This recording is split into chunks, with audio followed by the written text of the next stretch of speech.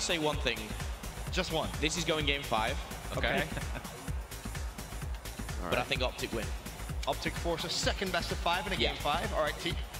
I think I'm going the same way. Optic map 1, EnvyUs 2, Optic 3, Envy 4, Optic 5. I'm going back and forth. Optic 5. Bryce? Okay, I can definitely agree with Teep. The retaliation hardpoint should be going to Optic. I think just the way Formula's playing, they're going to bait for him really hard on that map, and he should be able to shut them down as well. And after he's not going to be able to run as he ran maybe as effectively as he has been when they last played on Scorch. So, yeah, definitely retaliation for them.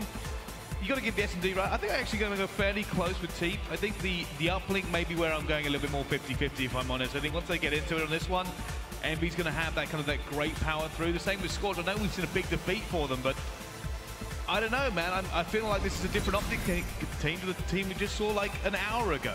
Very true, very true. Envy in 5. Going Envy in 5. We're going back to back? Yeah. Back to back? I think Envy in 5, I think they win. I think they win it again. I just feel like that uplink, I think that's one of Envy's strongest. Scorch, we already saw that. They can outperform Optic. It's really just map 1 to me. I think if Envy can take map 1, I think the series, I think they win it. Now, 3 point. Based off Search and Destroy, I was just handed a couple of stats here that are pretty interesting and took my eye immediately. We saw a formal stat line, a 1.4 in Search and Destroy. Great, unbelievable. Like that is a very, very high KD. The second highest on the team is a 1.03 with Karma and Skunk combined.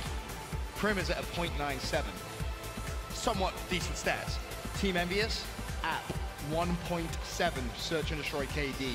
John, 1.7 Search and Destroy KD. Slasher, 1.37 Search and Destroy KD. Cap, 0.78, but don't worry about it. Your teammates are carrying you to that third rank, Cap. Cap is don't also worry about there. it. Cap is, he's in that Cap. But in all seriousness, their Search and Destroy has been phenomenal. Yeah, I do want to point out as well, you look at Apathy and his S&D coming into today, he was a 1.1 in S&D. Now he's at a 1.7. Right. That just shows the caliber that he's playing at today, and that's kind of showing that he is that championship player, that one that can really turn on. Well, ladies and gentlemen, I have been told it is almost time. Your 2017 CWL Championship Grand Final is around the corner. Optic Gaming versus Team EnvyUs, the E-Clasico. Will Optic Gaming find their first World Championship, or will Team EnvyUs go back to back?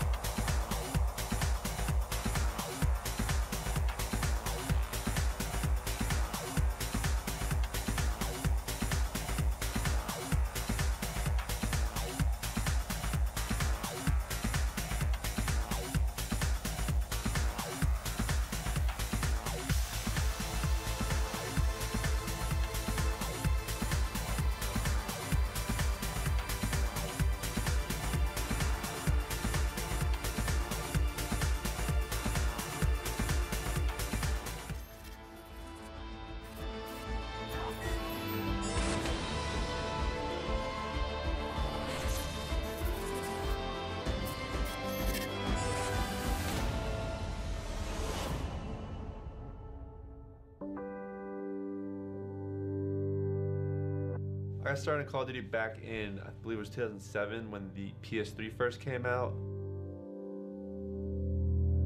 Really, I was just like, I guess, an average kid at the time. You know, I was just hang out with friends, play sports.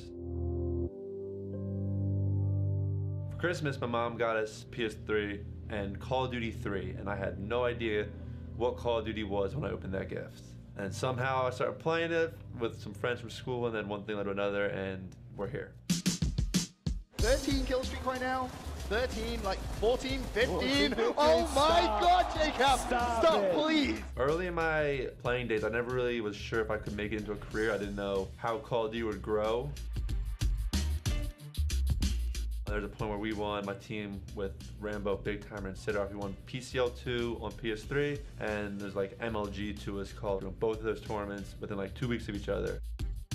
That was kind of when I realized, hey, I'm really good at this, and I can play at the top level with the best players. Play to the right hand side, but you're supposed to play to the left, get to the left. Cut Jacob on a second. Jacob just went huge. I don't think I'm considered the best ever, but I like to think I'm up there somewhere. I've had a very fortunate career, had a lot of success. Anything could happen in the last 90 seconds. Oh, Jacob with a big stop, last bullet. JCap is doing too good of a job. Ladies and gentlemen, your winners for the 2015 Call of Duty Championship.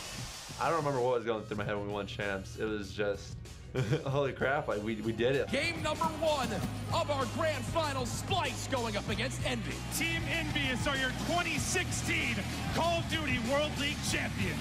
JCap, you did this last year. You do it again now. If I were to win 3 champs in a row, I don't think there's anything in my career that even comes close. Now 3 in a row, that's the goal, 3-peat.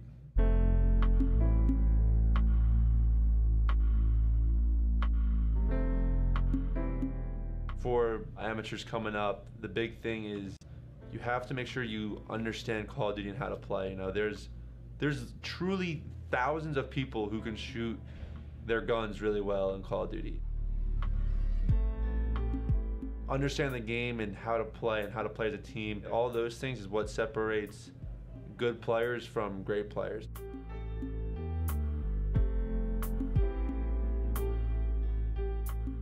It's crazy to see where we're all at now, Call of Duty, other esports, compared to where we were a few years ago. And it's definitely great growth, and I hope it just keeps growing from here on out.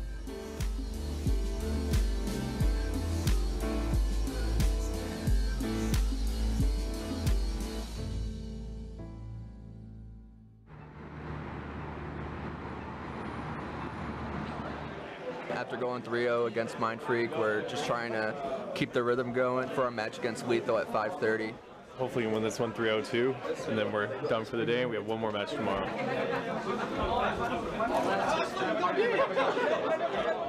Oh my God, Preston, let's go! That was finesse. Dude, thank God Preston was finesse. Dude, the match isn't over yet. Even though we went down 5-2, we just made sure that we took every round, just one round at a time, one kill at a time, and ended up taking the map 6-5. Our entire bracket just got changed a little because we are playing LG first round, probably.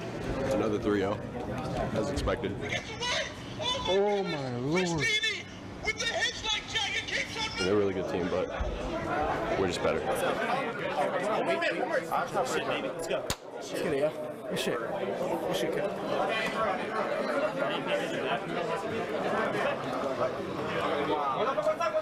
Let's go, baby! Woo! Look at that shit, baby! It was pretty easy, I'm not gonna lie. Everything was going our way, our teamwork, our communication, everything was on point. They were 1-0, we were 1-0, and we handled it pretty easily. Tomorrow we play Project Evil. I believe they are 0-2, so we should be able to beat them relatively easily. But it's still going to be a tough match, still got to show up and get more confidence going into bracket play. We won our first match of pool play. We went 1-0 today, so it was a good day. We have 2 more matches tomorrow, so if we win both of those, we make it out into bracket play. And right now we're just kind of hanging out, getting some dinner, and then we'll probably go back to the hotel and just relax for a little bit. Everybody's moms are here, girlfriends, everybody's here. We're having a good time. Birthday boy. Oh, my birthday? All right, so yeah, it's my birthday, you know. I'm 22, I'm 1 year away from my GOAT year. So, I don't know, somebody's probably gonna have a happy birthday surprise or something. I can feel it coming. I had one kid. Yeah, one perfect child is what I had. I'm pretty perfect, so I can agree. Expected a happy birthday song, but they can't do it here. So my birthday's ruined. I'm really depressed. We can just sing it on our own. No, we can't. It's not the same. It's not the same if we don't sing.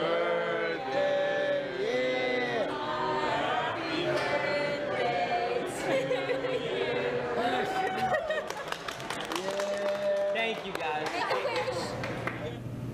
You guys always say let's scrim, and you guys don't actually scrim and take it seriously. The issue was our intensity to begin with.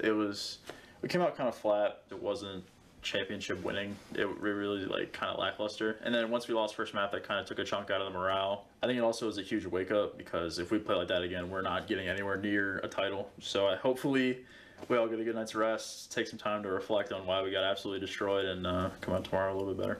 Twitter's so mean. Dude, they were like, I hate Twitter. I thought LG was the best team in the world. I thought wrong. I don't care if people are mean. I care. Like, I don't know. He tried his hardest. I saw. And I know he tries his hardest because, like, I've been dating you for 2 years now. I know what you're like. I know how hard you are on yourself whenever you lose. Love you. It's Thursday, second day of the event. We're about to head to the venue. We got one more match versus Vitality. I think we take a few maps or just win that series. We move on to bracket play. We played like trash. I mean, there's nothing else to say. Like, we all have to play better as a team. I didn't watch anything. Nothing to take away from that match at all, to be honest. We're really focused on just kind of getting out of the pools first, and then we'll kind of worry about the matches or whatever happens after that. I don't really care about anyone else's opinion. We're just going to look forward to what we have in front of us now. Not getting destroyed like yesterday, that's what today entails.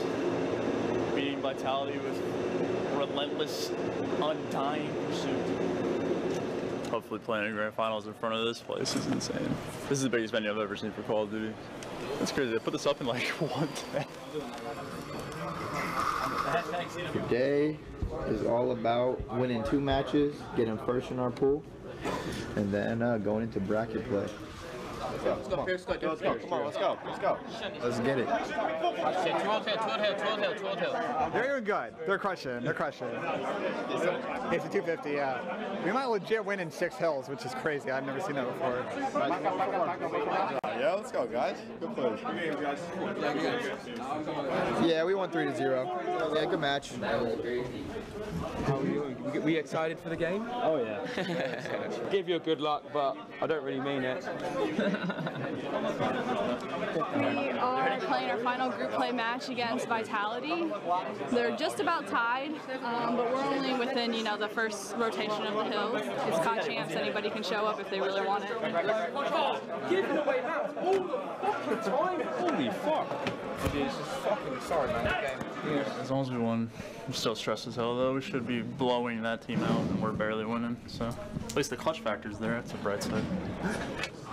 My dad, he's coming to this event. He never really supported us in gaming. We lived with him for 15 years, ended up moving out, which helped us compete because our dad would never let us travel. So he just thought it was a joke. And now that he sees that we're actually doing something with it, he supports it. We're just here to play. We're here to do our jobs, and he's just here to experience what we've been doing for the past 3-4 years, and he's excited. I'm excited for him to come, and our little brother. Just a cool experience for most people. It's the first time he's ever done something like this. He always wanted us to play football, so I mean, for him to come out and support us playing video games is pretty cool. Top middle, hitting our side. Watch out. Right, 2 more back there. Watch out. Close, half ball during the pre-step. Dude, that kid jumped out, challenged me. Big win. That's a huge one. Nice. Put up a really good fight. Probably the best team in our pool other than us. 3-0, 3-0, 3-0, all 3 teams in our pool. 9-0 going into the first seed. We got a really tough winners bracket round 1 when it gets the champ bracket, but you got to beat everyone to win the tournament, so we're not too worried about it. Against LG, we'll do great. I'm calling oh shit, sorry to see you there, Nick. No, it'll be a good match. They're another juggernaut North American team, so it's just whoever shows up tomorrow. Get the dub. There's a lot of angry people in this room right now, and a lot of people that are super stressed because we're at the point right now in the tournament in the group stages where the first and second seeds, so the two teams that get out, are confirmed. If they win, they're in. If they lose, they're out. We're focused. We know what we have to do, and we're going to go do it. 2 minutes? Thanks, Dill. We're not even qualified yet. Let's win this shit. Shut up, kids. All right, let's go. Let's finish. Let's go. Come on, let's go. Let's go. Yeah, let's go, Tommy. Check and push. Still right. Get in the back. Let's go. I don't want to see the same defensive default every round, bro. If you guys want to do something, call it out, and we'll work off that. See if you're feeling something. You need to play your situationals better, okay? Look, we lost 6-4, okay? That 3v2 round was absolutely pathetic from all three of them. We lost a few situational clutches in Search and Destroy. Then after the match, we realized we clinched the first seed going into bracket play, so it was good. Yeah, put your jackets on. Wait, are we all in the same picture? Yeah. We're in a solos.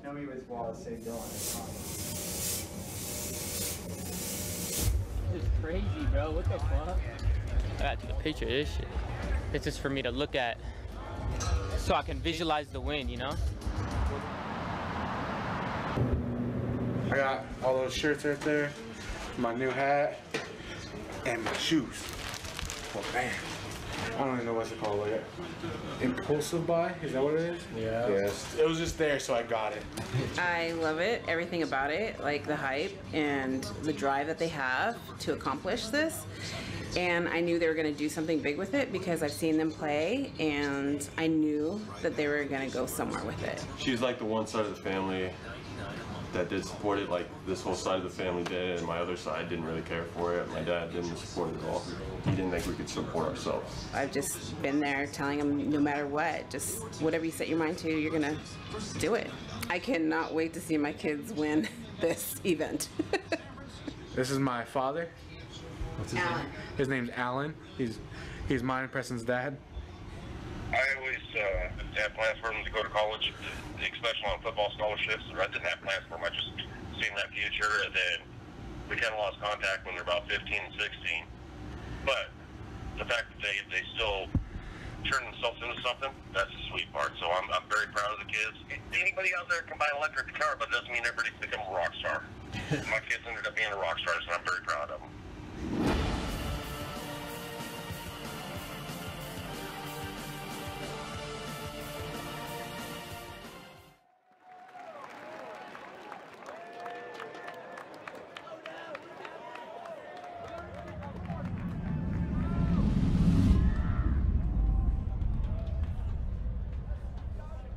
We've been waiting for this moment, and it's finally here. There's going to be a life-changing moment for a lot of the players here. I think that is the key word, life-changing. It's all going to come down to who can play the best on this Call of Duty World League Championship weekend. Welcome to the Call of Duty Championship. It's going to be an incredible weekend. Coolest event we've ever seen in Call of Duty history. It is time, Benson. 1 year later, a brand new game, and we will have a new champion. Getting hyped. Optic gaming on their feet. And now tonight, boy oh boy, it's done. We will have our reigning champions back in the grand final to defend their title. No. The comeback alive well. Everyone putting up MVP caliber performances. It's coming down to the wire, just a couple seconds away.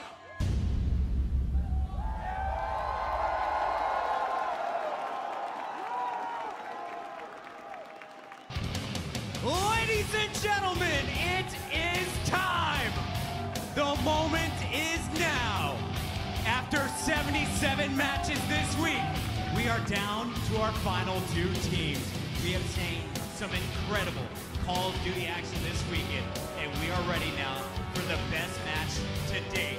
It is the E-Classico, and it is time to bring out the defending champions. Please put your hands together for Slasher, Apathy, John, and JCap. We bring you Team EnvyUs.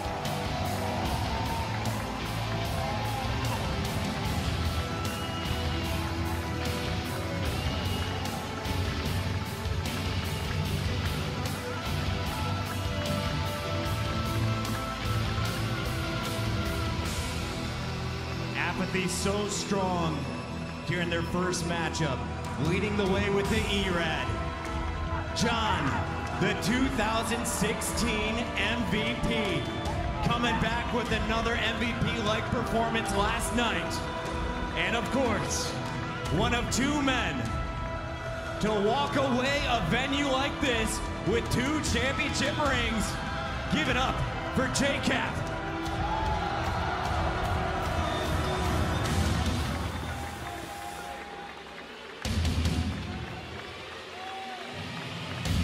Envy, they hold the throne, but their challenger on the other side of the stage has been the most successful team of 2017. Make some noise for Optic Gaming.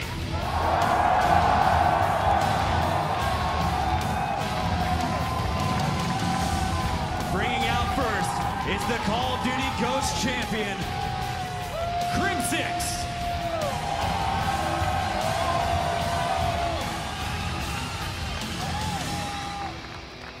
Ladies and gentlemen, we have one man with 2 rings on his hand. Let's bring out the other one. Make some noise for Karma!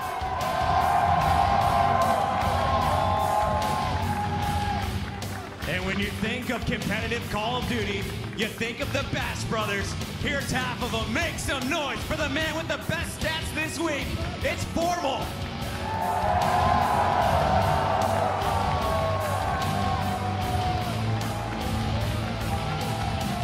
And it wouldn't be Call of Duty Esports without the king. Get on your feet, put your hands together for Scuppy.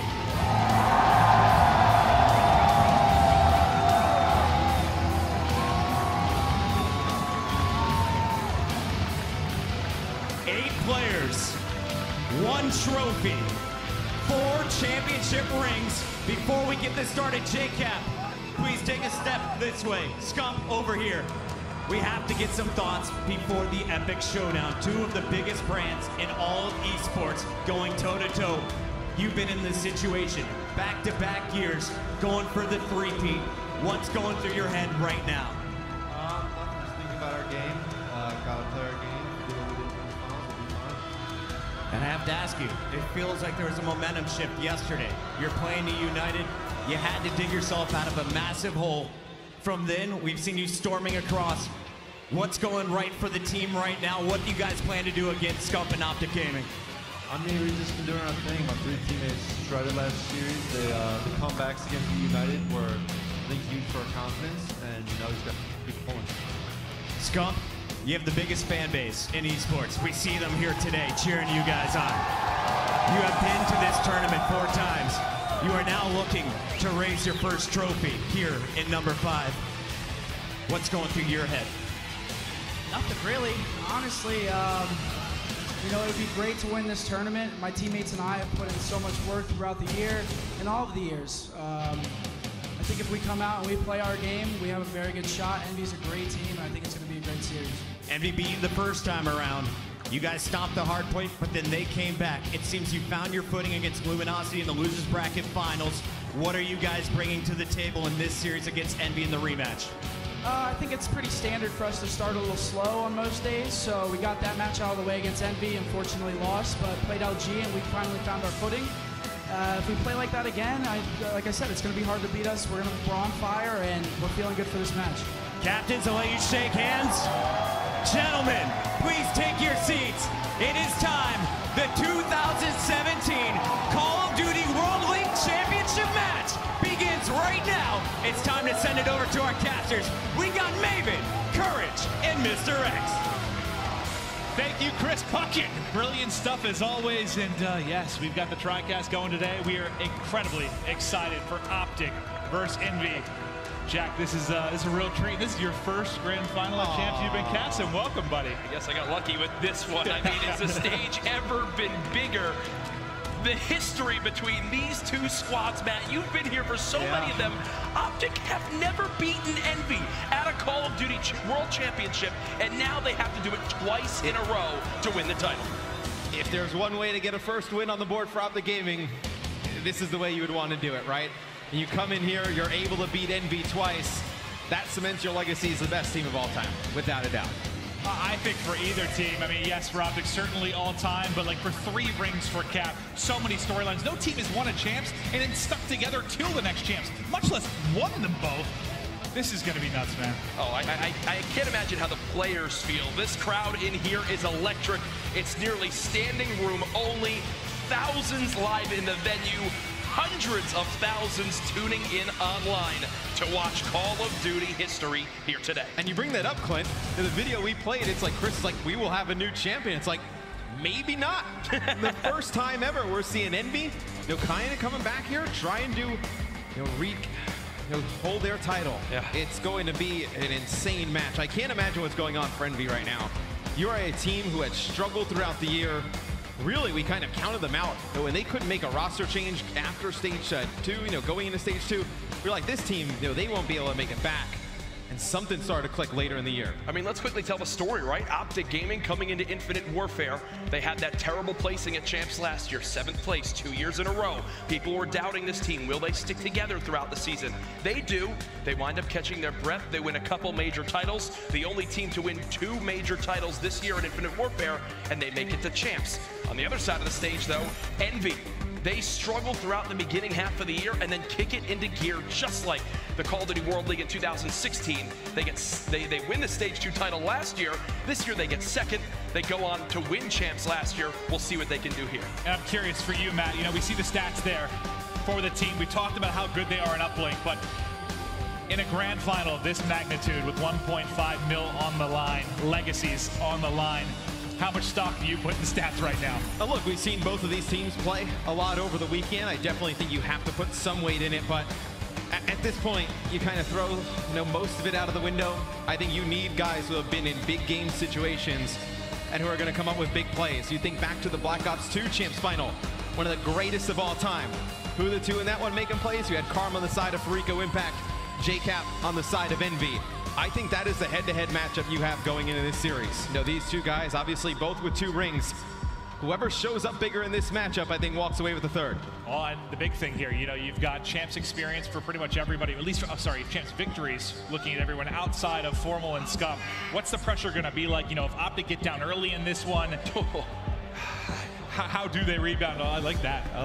It's going to be hard. I mean, going down in a normal series is obviously difficult to come back from, but with how much pressure is on these guys and with the venue here, it's going to be extremely difficult to battle back, I think. And the thing that stands out to me, Jack, Search and Destroy win rate. We talked about it time and time again coming into the event.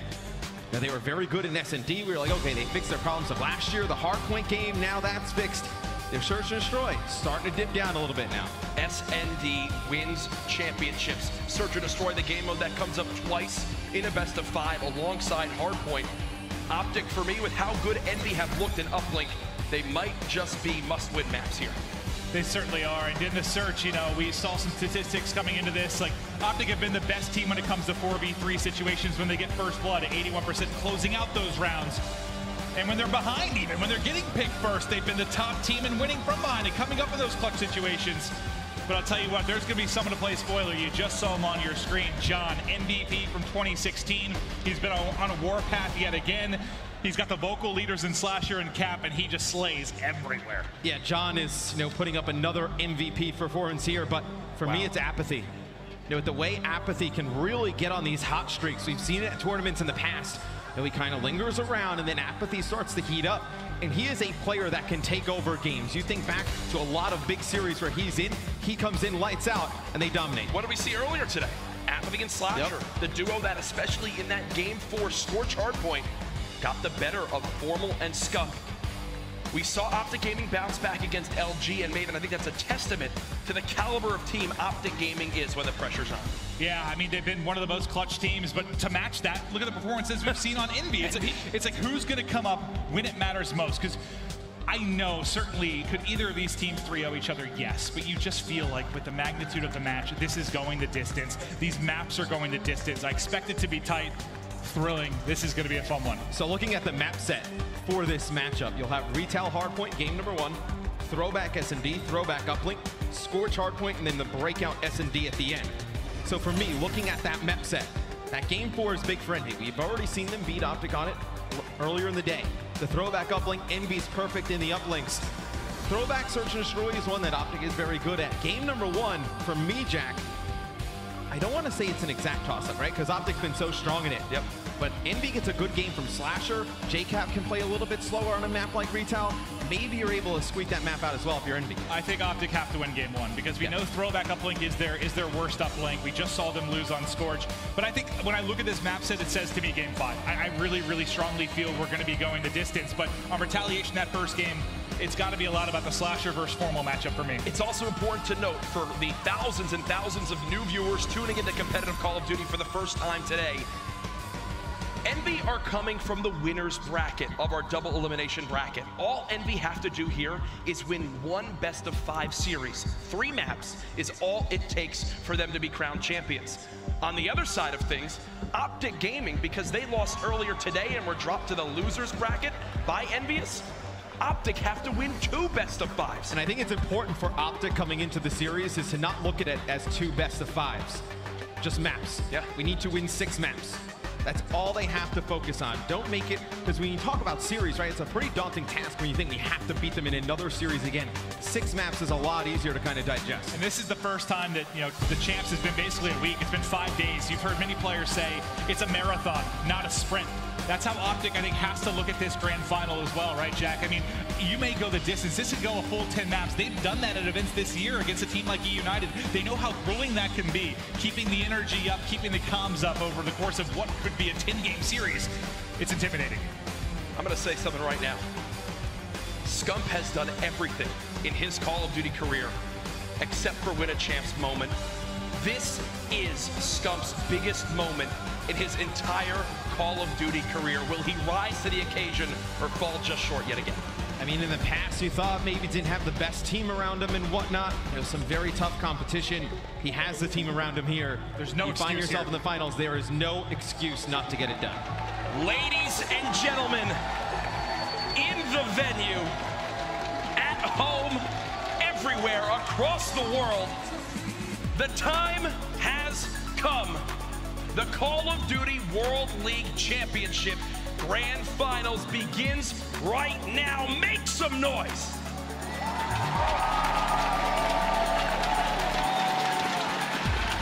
Thousands competed online, hundreds of teams at live events, and 2 remain. Optic Gaming, EnvyUs. Here we go. Game 1, breakout hardpoint. This should be a thrilling affair, and you've got 2 of the best NV4s in the game, and Formal and Slasher on a map where they will be so important. Matt, this should be a pleasure, buddy. Yeah, and like I was saying, you know, you're going to have great games out of Formal and Slasher, right? 2 of the best NV4s in the world. But this is a map, very long range, a lot of big sight lines. JCap can excel here with the NV4 as well. Formal and Slasher have been the undisputed best 2 hardpoint players this weekend, especially in that AR role. Formal, in hardpoint alone, a 1.44 KD. Slasher just behind him at a 1.31. Insane in numbers. That is unheard of in competitive Call of Duty. Well, so far, Optic Gaming opening a little bit of a lead here as they've maintained control of Bridge. Slasher and company finally able to bust on through, but let's take a look at the bottom middle of the minimap as we get set up now for Lower Street. Yeah, and you see Cap getting off to a 5-0 start. That is a great sign if you're an EnvyUs fan. No, he's never going to light up the scoreboard in terms of a KD and whatnot, but you get him off to a good start early here. It's getting very close to earning some more score streaks.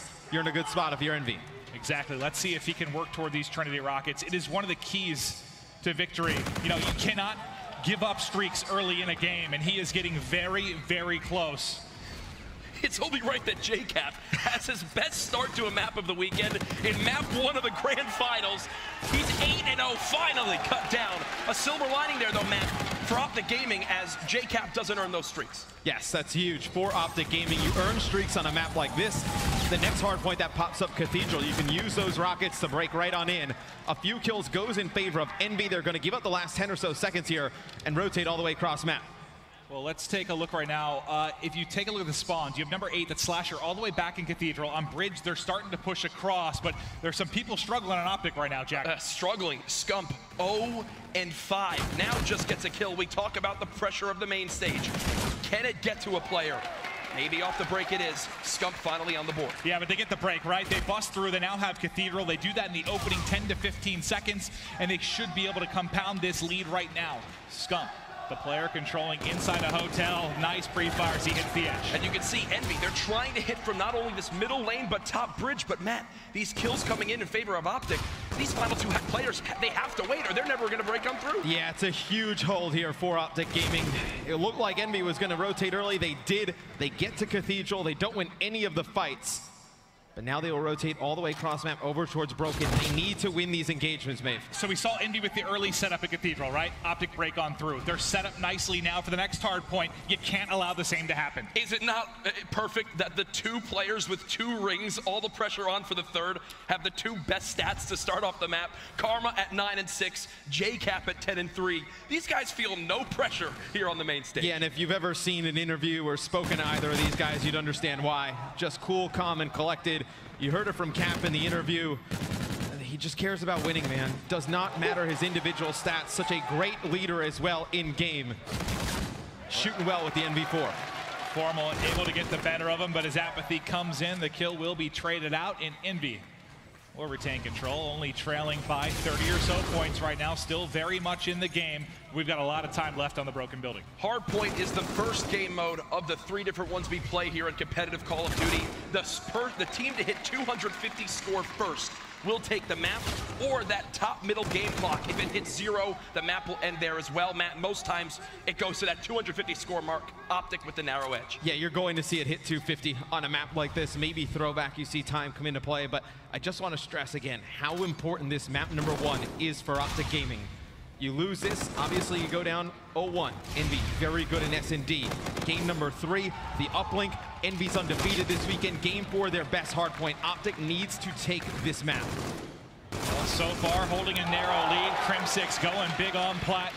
Scumpy watching the back push into Hotel. He just saw one. Should be able to get the timing on it as he rotates back through curve. He'll finish it up, and Optic in complete control of Hotel right now. 2 for Scump. Third out on plat. Crim6 picks up Slasher. Earlier this year, there were some critiques of Scump at the start of hardpoint maps. He'd start slow. He looked a little bit lost. He couldn't challenge the NV4s on the opposing team and would get cut down. Yes, that's happening here, but Maven, how many times have we seen him turn up and take over the game for his team? It happened this weekend. And, Scump starts really slow, but Optic still somehow maintains a lead. We saw that in a previous game. We see it now. When Scump actually really starts to go, that's when all of a sudden you have a 250 to 100 point game. You're like, where did that come from? Rarely does he stay slow for the entire time. I will say, in a match like this, with how crazy the crowd is in the venue, you have to stay calm, you have to play your game. Once the crowd starts to get hype, everybody on stage hears it, maybe you start pushing out some things you're not used to doing. Maybe you're just a little bit late on the rotation. Optic Gaming there, they'll get 3 kills here as soon as bridge comes up. If Optic Gaming are up by a full minute and you have Scump at double negative, you're in a pretty damn good spot to start map 1, huh, Maven? I think that's fair to say. Is Formal is going to find his 4th in a row. A way to go to pick up any of those key aerial streaks, but let's see if he can wrap from behind. There's the first. Second finish up by Scump, and that'll be more time in the hard point here for Optic Gaming with 20 seconds remaining on bridge. Everybody from Optic start to rotate across. And here now, Formal building towards a score streak. That's on the bottom right side of your screen. He's 275 points off a Trinity rocket, which should let him drop 3 missiles down from the sky as Crim6 gets 2. But Matt, score streaks are great to use to break a hard point. And Envy, they obviously need that right now when down by 90. But because of how much they're struggling in slaying, they have none earned for their team. Yeah, if Formal is able to pick up these score streaks, it's going to be huge for Optic Gaming. But you have the Trinity rockets, you don't have to go over to Cathedral. You can take all of that time as well.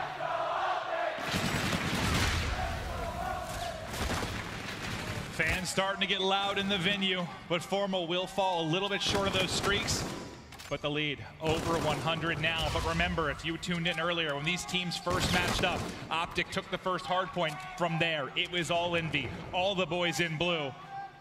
But we keep repeating, this is such an important game, specifically for Optic. But you get a team kill there from JCap. And what stands out, though, Apathy right now in 9 and 16. I mean, I thought he was probably the best player against Optic earlier today. He's got to pick it up. He most certainly does. Apathy was a reason why they were able to shut down the aggressive play on Scorch Hardpoint to win the series 3-1. To those just tuning in, this is the Call of Duty World League Championship presented by PS4. First place gets $600,000 and the coveted title of Call of Duty World League Champion. Well, this map definitely suits JCap's strengths, but not Apathy. Apathy wants to play aggressive, he wants to play fast, and you just get caught sprinting, getting picked by the long-range NV4 players. Right now, it's on a 3 streak though, as Envy has done a great job here holding Cathedral, and they're sneaking their way back into this game. It's definitely not over. But Scump can get over to him because he just picked up 2 kills. They're about to push towards the 3rd in the back. Shots on point, 3 in a row. Make it 4, no, just a little bit short, but Scump so close to basically single-handedly breaking into this hard point, but he has enough damage now for them to get control for a moment. But look what Karma just earned. The payload abilities for the combat rig, so important in Call of Duty Infinite Warfare. Karma earns that active camo, lets your player go invisible to push towards a spawn, to break a hill. Matt, it could be the difference here if Envy are able to make the comeback. Yeah, and you can imagine how awesome it is to be able to go invisible and get inside of the hill as Karma now working behind, able to get one. Lines up a second. Doesn't need to use the camo. Optic Gaming gets a break here on Broken. Envy, it's not looking good. Maven, they might be able to shut the door here. 234 to 127. Optic Gaming dominating map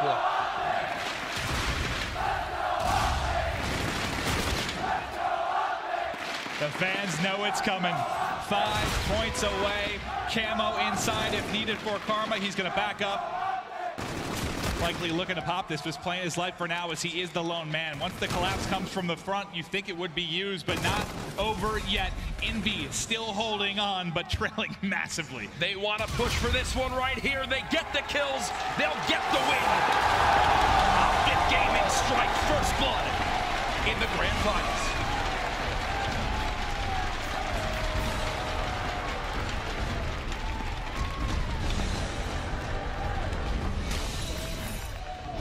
We talked about the importance of game 1 for Optic. They handle business, but again, similar situation to what we saw earlier today on Championship Sunday. This time they need to take that search and destroy, take control of this first best of 5. And it's a really tough loss for Envy there because the one guy who hasn't really, I don't want to say shown up, but he hasn't really played the best in Hardpoint has been JCap. And you get a good game out of JCap. And you just had, Apathy, Slasher sitting about even. Needed some better performances from those guys. You would have taken game 1. I talked earlier, I think, Matt, we were casting the last match when Karma started out well in the game 1. He is not usually the slaying phenom for this team. It's typically Formal and Skunk. But we talked about how he is as a vocal leader, the guy to make the right plays, the guy to be in the right position and direct his teammates to be in the right position. You said it was important for him to start strong like he did. Why do you think that's the case? I think Karma is a fantastic player, but sometimes, when things don't go his way, he just starts to kind of spiral and snowball out of control. So you get a good start from Karma. You imagine his game 2 will be fantastic as well. Here's some highlights again from map number 1. As Optic Gaming wind up taking this is from Karma's perspective.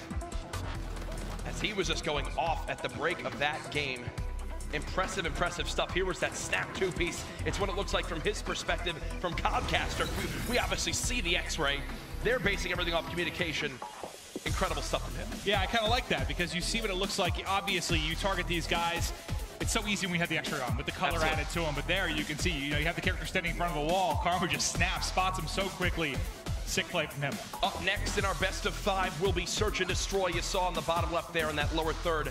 Karma 12 first bloods this weekend in S&D. Search and Destroy, the slowest paced game mode of the 3 we play here, Matt. 1 life per round. Best of 11 rounds, basically first to 6 rounds will take the map.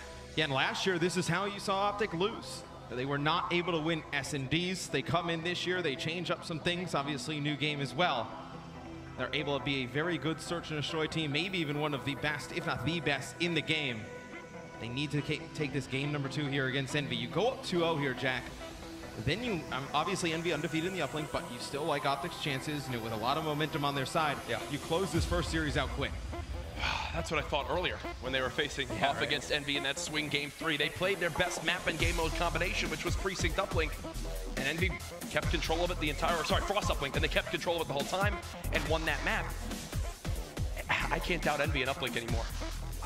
I'm wondering, so we very rarely see a team come back in 2 best of 5s in a grand final. Yes.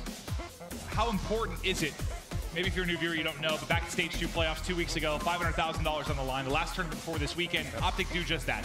2 best-of-5s. They're able to take out Envy. How crucially do you think it is that they've done it before? Like, that they know they are capable of doing it? It's got to be big, right? It is, but it isn't. I mean, this is a different stage, a different environment than the Stage 2 playoffs. And I would say it's a different Envy team as well. I mean, Envy at the Stage 2 playoffs, could not get anything going in respawns. Their search and destroy was great. Slasher, a big reason why. See him sitting up top. I mean, look at these numbers. 1.64 S&D KD, 4 plants, 2 diffuses. He's probably the #1 reason why Envy have an overall record in search and destroy at 5-2. And you know what? Second on the leaderboard, his teammate John, just shy at a 1.60. Ridiculous, ridiculous numbers. It's just crazy to think about these two because, you go back a year ago, John considered one of the best SMG players in the game. Slasher, considered one of the best ARs. Throughout most of the year, the question was, where are those guys? I mean, you're talking 6 months into the year, we're still asking that same question. Yep. Where's that John? Where's that Slasher? Then suddenly, like a hurricane a month ago, they're back. It's champs time. And what I find so interesting, when I talked to JCap, the leader of this team, he told me just weeks ago, it felt like they had lost faith in each other. They didn't trust each other like they used to. They win Stage 2, and it seems like it solved all of their problems. Envy needs to take this game, too. We'll get it started in just a bit. But man, I know the stage that this has here, Clinton, and just the ability for Envy to repeat as champions, that is the most surprising thing for me. This is a team that, around Anaheim, I counted them out completely. I mean, if you would have asked me in my top 5 in the game, I probably would have even considered putting Envy up there. And somehow, they go to this pre-land together, they work as a team, and they somehow have found this magic, rekindle the fire. I didn't even have them making out of their Stage 2 group. Their group was so hard, I didn't even think they'd make it to playoffs, much less then make it to a final and now to the champs final. Like you said in the last series, if someone had said to you after Anaheim, just a couple months ago, that Envy would be playing in another championship, I would have said you were nuts. And you see the shot on the right side of your screen, that is JCap. Not only does he already have 2 Call of Duty World Championship rings under his belt, he's won them in back-to-back years. If Envy can secure this championship here, he would be the first ever 3 times Call of Duty World Champion with 3 rings under his belt. Envy as a team would be the first ever back-to-back World Champions as well. And let's not forget, I mean, he was in a finals of another one and got second. So this is 4 out of 5 years he has found himself in the grand finals. Yeah. Such an unbelievable feat in itself. Well, I saw a tweet from former professional player Pac-Man a little bit earlier on today, and he said even if Karma were to win this and get a 3rd ring, is JCap's resume still more impressive because he has 2 rings, plus he has such consistent finishes where you finish outside of the top 6 a couple times if you're Karma. His resume is insane. Like, the guy, when it comes to champs time, all he knows is how to make it to top 3, make it to the finals. A wild, wild resume for Jordan Kaplan. I'm of the mindset as one team goes home a winner, everybody else, regardless of placing, is a loser. So I take the 3 rings. I mean, it's definitely a very impressive feat from Cap, but if somebody's come here and won 3 of them, there's no argument with that. Not only are they playing for these rings, but a hell of a lot of money for whoever wins, whether it's Karma or JCap. That player will be the winningest prize money console player of all time at over $550,000 earned. I'm looking back behind me, Maven, and Matt, I see the map has loaded on up. We're going into game 2. Search and destroy on throwback with Optic up 1-0. Envy up first on the offensive side of things. It'll be Apathy watching the offsite. We'll swap over to JCap, who will be your bomb carrier. You'll see there, staring directly at this A site. He'll be looking for the plant. And I wonder how much of gameplay EnvyUs watched coming into this, because we saw Optic play this the other day. Formal hits a snipe there to open things up with first blood, but a lot of smokes out of Karma. Look at that as the game goes on. Maybe we see the smoke comes out as Formal with the sniper takes out 2. His teammates finish the rest. Optic will take round 1. I'll be honest, Formal was having some controller issues there for a moment. That's why we were delayed going into map 2. It seems like they're fixed with those shots there. Yeah, you saw the camera shot, some admins working with them, make sure everything was okay. Like you said, seems just fine. That's a clean sweep. And, you know, we'll mention that sometimes in rounds when you kind of get 4 up, all 4 players are alive, you kill all 4. It's key because you know you have those payloads and your kills work towards those. Every time you're able to do something like that where Envy gets nothing towards those payloads, big round. Well, we've already seen the sniper from Formal, wondering if the same is here from John. Great stuff from our observer, Brian Saint, to swap on over to him because he's going to be the guy trying to challenge Formal with the sniper rifle. He's got it in his hand. Looking like Optic want to go for the quick plan as well as John's got to back up. He's been tagged up. Yeah, tagged by an E-Red, I believe, as he was flying high. Can he get the opening pick? Almost there. Through the smoke. Trying to line it up. Nice shot on the Formal. It looks like we're going to be seeing a sniper rifle show right now, but mid-map with a pistol, maybe a little bit overzealous, but Scump will answer back, turn this into a 3v3. 30 seconds on the clock, quickly, down to a 2 versus 2. Nice shots from Apathy to pick it up, 1 versus 1. Scump, Slasher, 20 seconds on the clock. It's on Scump to defend and Slasher to defuse. The bomb takes 7.5 seconds to defuse. Slasher will have to check the site. I think Slasher spotted him, he has. And he'll get there in time. Yes, he does. Envy will secure the round win. It's a huge 1v1 clutch there from Slasher. You can imagine if Scump was able to win that, the crowd in here would have went nuts. And then, you know, some of these games, they go quick, the search and destroys. You know, it just takes, you know, a good first 2-3 rounds from a team. You start getting closer to streaks, getting closer to payloads, and then you find yourself completely out of the game. Big round there for Envy. With teams this, you know, evenly matched, with these many, so many star players on the teams, you have to keep track of those rounds, those 1v1s, those clutches. Who comes up big? Chalk one up for Envy as we head into round 3. Let's see what they're able to do in this round. John staying versatile, swapping back off the sniper to help his teammates. Peeks middle, misses some shots, and that'll let Crimsix get away with his life for a brief moment. They know where he is. They're looking for first blood onto him. You can see Apathy watching underpass. There it is. John strikes first as Envy now have a 4v3, making a 4v2. It's going to be on Formal and Karma to try and clutch. Karma gets 1. It's quickly a 2 versus 2. They could clutch this. Nice shots. Ooh. No, he doesn't finish it. Karma has to go big. He knows he has one close here at the fence. Has to reload and back down, and he's taken out. It got scary for a moment from Envy, but they take the round. I mean, Matt, one more bullet from Formal right there, and I think that's a round win from Optic Gaming. Oh, without a doubt. You know, that 2v4 scenario did not look likely. They even the odds quick. See, though, it was a great play there by Apathy. Just sit down at the fence, wait for his teammate to get close, and then go challenge the last player.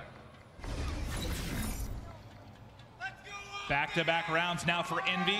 The previous defensive round, it was an opening pick there from John with the sniper. Gonna check over the top. Nothing home. Getting aggressive at the mid-map. He spots Formal. Oh. That's a bullet to the toe. Shot below the waist. Will take 2 bullets to hit that one, though. That was to the chest as Scump gets dropped.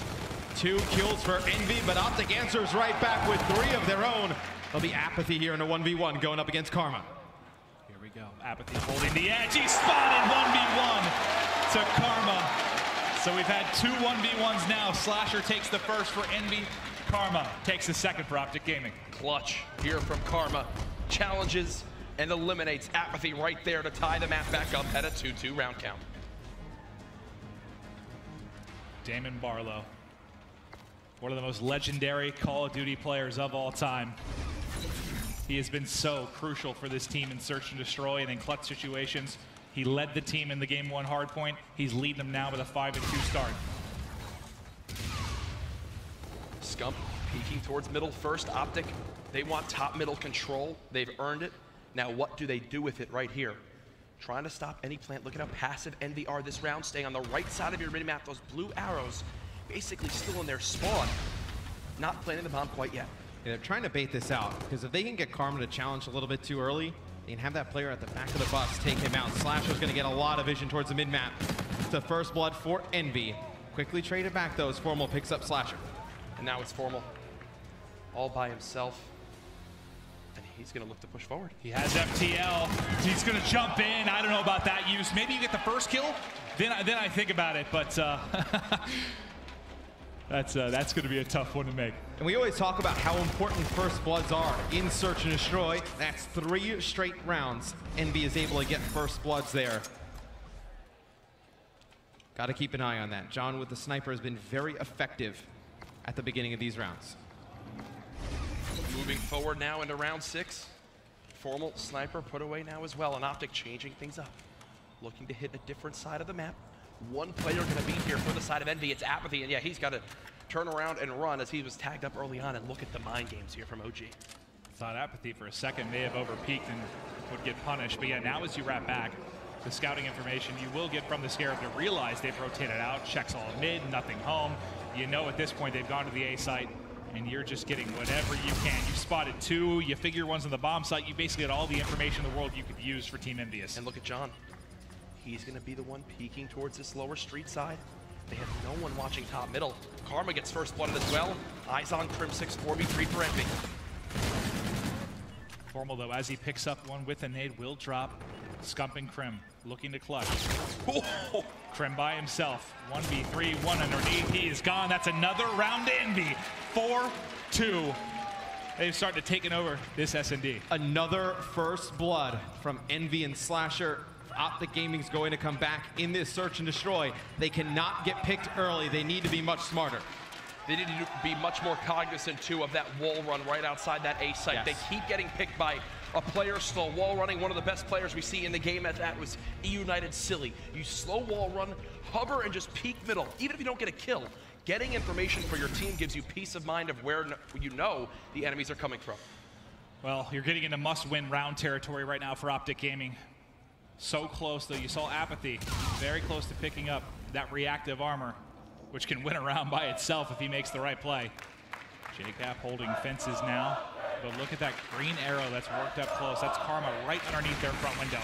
And Apathy was a standout player in this search and destroy earlier between Optic Gaming and Envy. I think they're going to push middle map for this first blood. He's been tagged up.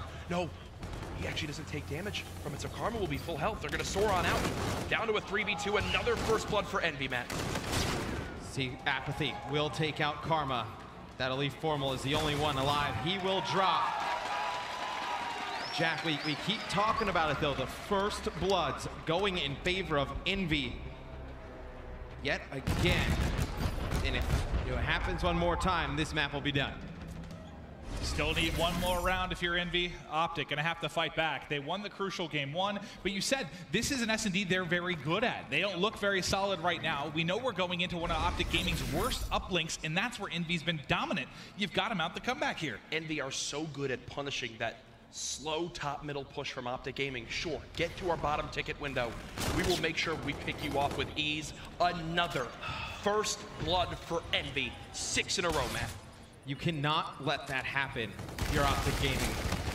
Maybe you're just playing a little bit too aggressive here, you know, just pushing some things out you normally don't. Karma answers back here, evens it up at 3 players apiece, but still, such a difficult situation for them to fight out of. At Stage 2 playoffs, Optic Gaming led by a wide margin at teams to win rounds after they got first blood. So 3v4 scenarios, they were the best. Can they do it here? Reactive gets popped. That's gonna throw him off entirely. He gets turned and burned. Oh, down game 2 to the boys in blue.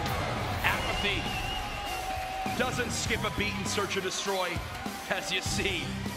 He yells there on the main stage. Envy tie it up 1-1, and I'm getting some flashbacks to the series we saw earlier today. Envy drop map 1 and then win 3 in a row to take that one. Envy gets first blood 6 straight rounds. Optic drew first blood the first 2. Envy then the rest of the game led the way in that department. You see first bloods directly turns in around wins. And again, it is throwback uplink next, and that is Optic's worst. And Envy has been on a tear in uplink, man. We were talking about the stats earlier, but they've just been absolutely dominant. 100% win rate. That's have good. Not dropped one yet. Yeah, no, I mean, look, if you're envious, we get a little break here, right? You know, the players on the stage.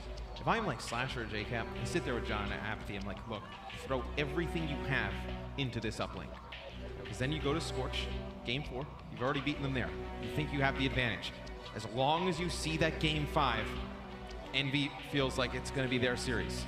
Optic need to take 2 best-of-5s to win this final. But for me, it all comes down to this uplink. Can Envy close the door, or can Optic bring it back? It's throwback uplink right after this quick break.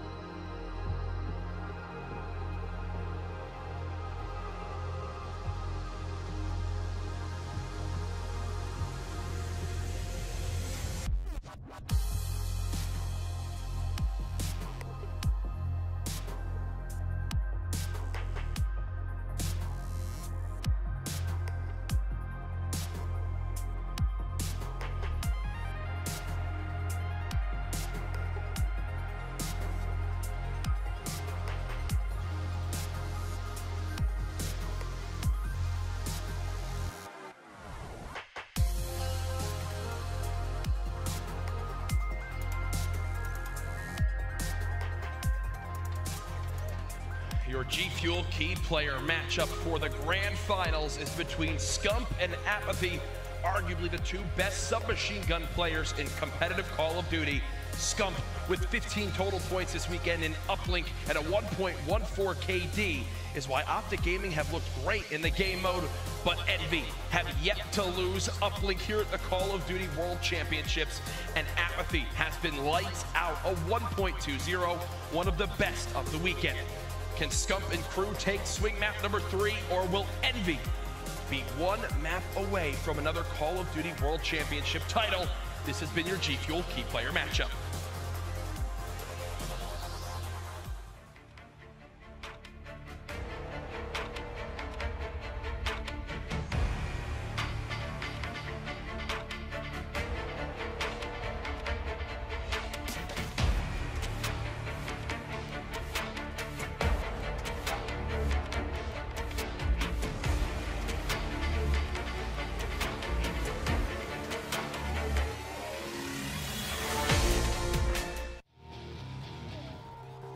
Welcome back to the 2017 Call of Duty World League Championship series, tied 1-1. You got Scump on your left of Optic Gaming, Apathy on your right for Team EnvyUs. Both players so crucial to their teams, and they got to go big on this throwback uplink. Envy undefeated in uplink this weekend. It's a must-win map for OG.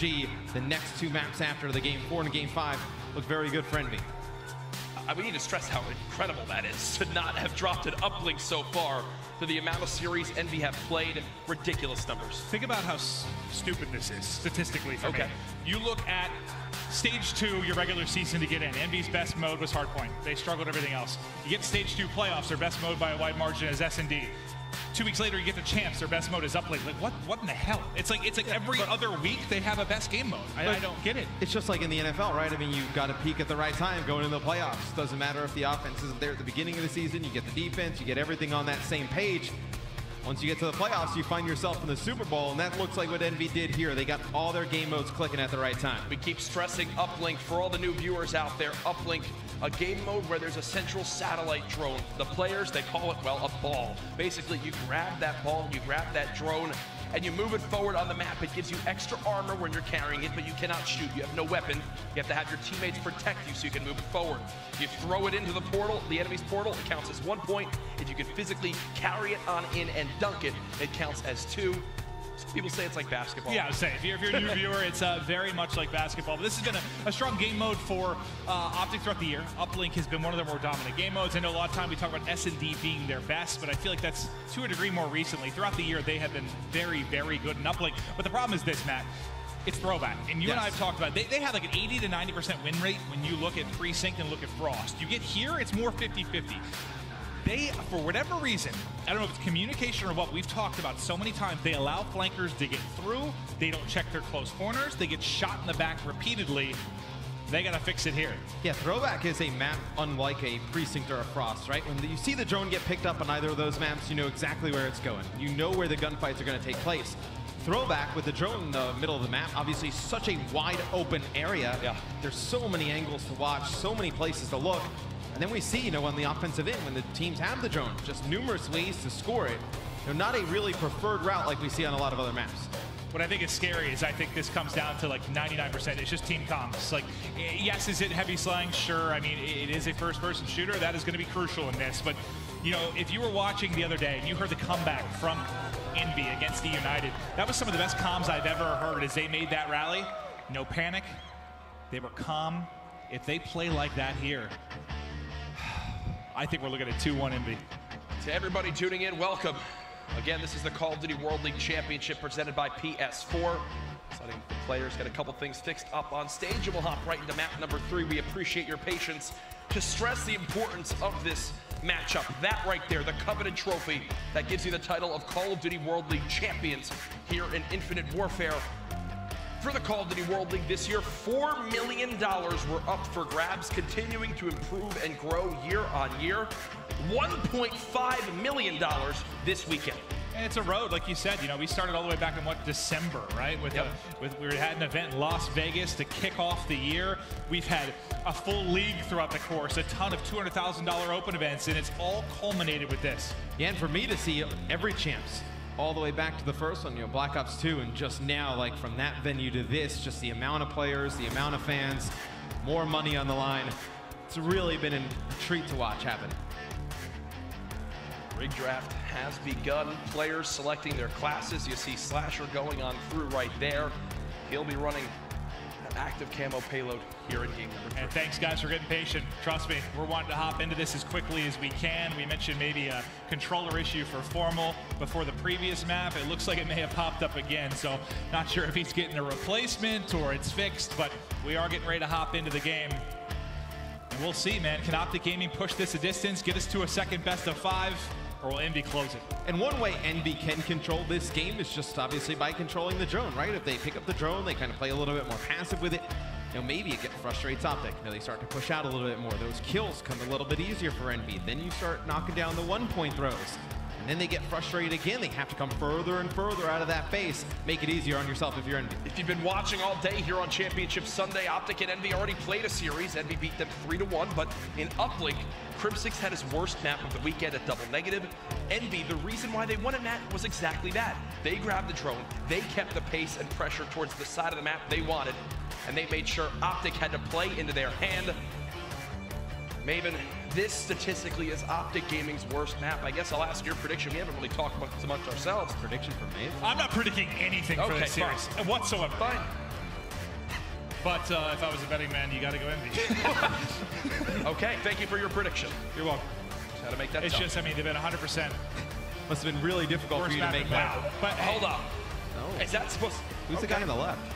I actually can't name any of those. I think the only thing that gives away Scump is the red hair. Formal with the hat. Okay, 2 for 4. I'll give you 2 for 4. That was really tough to figure out. I had no idea who It was. Crimsix or Karma was. It doesn't matter, because you know what? We're going to get to see them in the flesh in game. Map number 3 starting up right now. We're back on Throwback this time. It is Uplink. Make some noise, folks. Let's get into it. Nice shots there from Slasher, and that is a duel you are going to see throughout the game on this bike path side of the map. Slasher versus Formal at long range. Ooh, another nice kill. And you know, when we look back to this H2 playoffs, where these guys matched up, what stood out to me is Slasher was so good early and started to taper off a little bit once we got to the second best of 5. It would be huge for EnvyUs to close this out in the first one. Don't even worry about that. Don't worry about any kind of slowdown. Without a doubt. You see John running the NV4 here as well, as Envy has controlled mid-map. A little bit more AR pressure than we normally see on a map like Throwback. Obviously very small. You know, you get some more ARs out, Jack, you slow the pace of the game down. Slasher trying to hold this middle lane. He's 4-1 off the break, a 4.0 KD. His counterpart in Formal, he's got the better of him so far in this game 3. Nice job by Scump to clear out his base alongside Crimsix. As Optic Gaming get 3 down on Envy and look to go on the offensive. Here we go. This is the big thing. He's going to spawn him out towards blue. They're going to wrap back, and Scump's got so much fun here. First one down, second one down. It's a party in the NV base. There's a third to challenge. Come at me. He gets the better of him. He did go at him. He did. He certainly did. And they stop it. Like, how do you not get a point behind that as they're pushing forward? The drone is just way too slow there for Optic Gaming. It needs to get into the base of Envy faster. That should have been points. And against a team like Envy in a situation like this, you can't have those opportunities to score go without getting points. I will say, I do believe that there was a member of Envy who wound up overextending through the mid-train to slow down the pressure.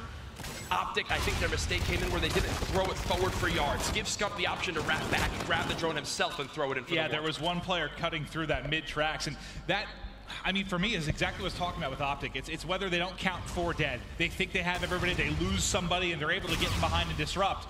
But for JCap, it's a 1-point toss, no interception there. Envy on the board first, and Apathy! 3-piece in the base. Somebody stop this man. Hey, calm down. One of them was his teammate.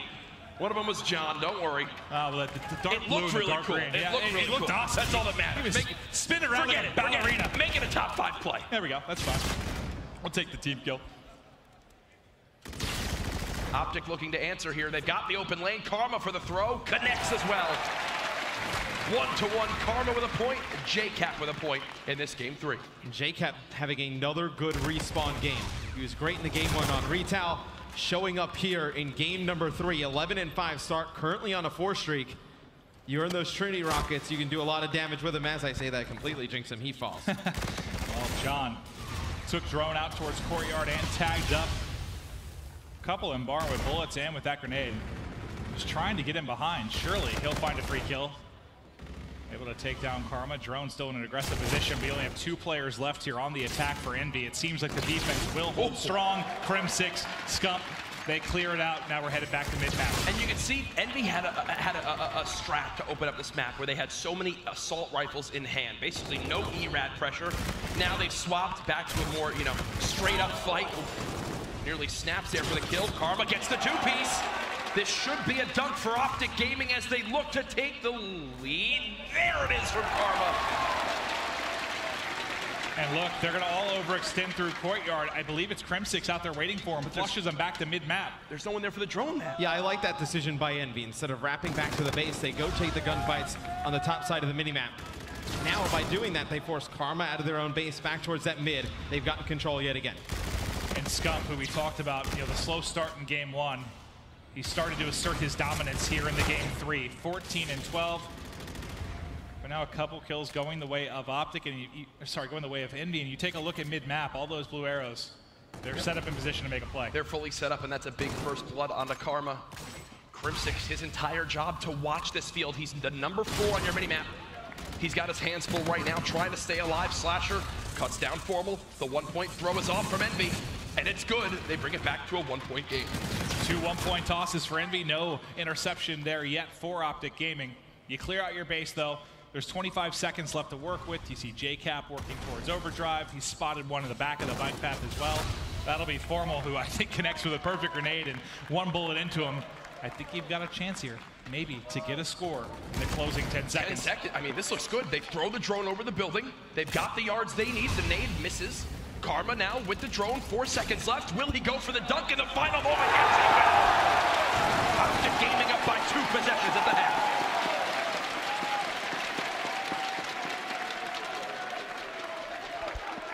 Nice close to that first half. And again, we talked about how this could be a weakness, but the big thing I think is, for many, you're on the more preferred side in that first half if you're Optic Gaming. It was funny. I was about to say, Envy finally being tested in uplink, Matt, down at the half.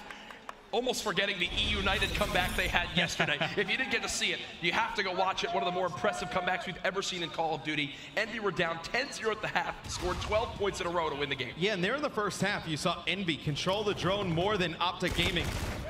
You're able to touch the drone 6 times there, Optic Gaming 4, but Optic Gaming has the lead here going into side number 2. You see Scump now has earned score streaks as well. Those will be huge. I believe he has a 7th streak going through both sides and keeps it going enough to pick up the Trinity Rockets, to pick up the bombardment. Formal showing off as well with a nice wall bang. Spot Slasher. We'll see you later. We'll be coming off a spawn. 1 in window, eliminated. 3rd, almost with the snap. But things looking good in the opening half. Opening of the second half here for Optic Gaming. As they've got drone, they're pushing towards Lemon. Optic out slaying by 5 kills right now. As John will now try to push forward with this ERAD. He's only 10 and 13 right now. Scump is outclassing him. Optic up 5-2 and trying to take the key swing game here in uplink. Let's toss it to Elicit in. Top green 1. Top green. Yo, get ball. Top green 1 shot. Top green 1 shot. He's going for ball. He's going for ball right away. 1 shot. Slasher as well. He's going for ball. Where's he going? He might go shot for the 1. He's going for it. Nice. Come right. Miss it. I'm laying down. Going back. Play it. One's being cut. We're just hold. One close. They might try to go. Cap was right. Top. He's there. Play it. Good job. Oh. Next to Damon. One's next to Damon.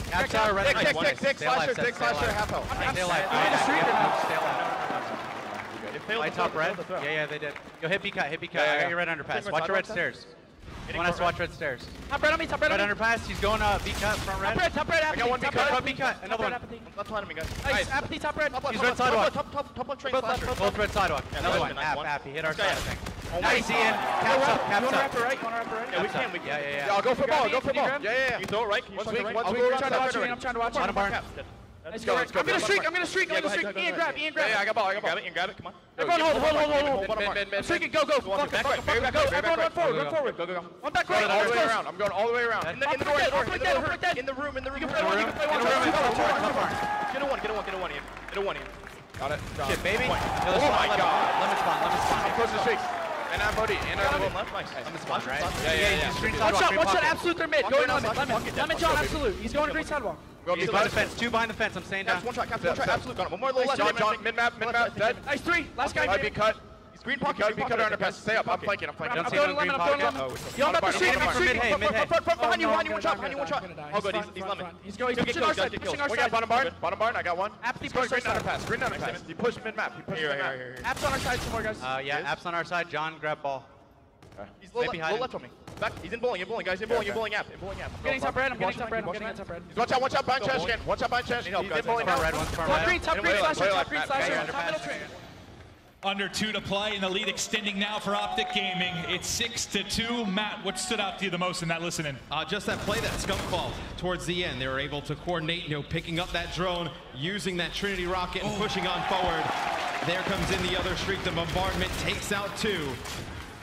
It's no Envy. That's the second time they've touched a drone here in half number 2. Optic has had it in their possession the entire time.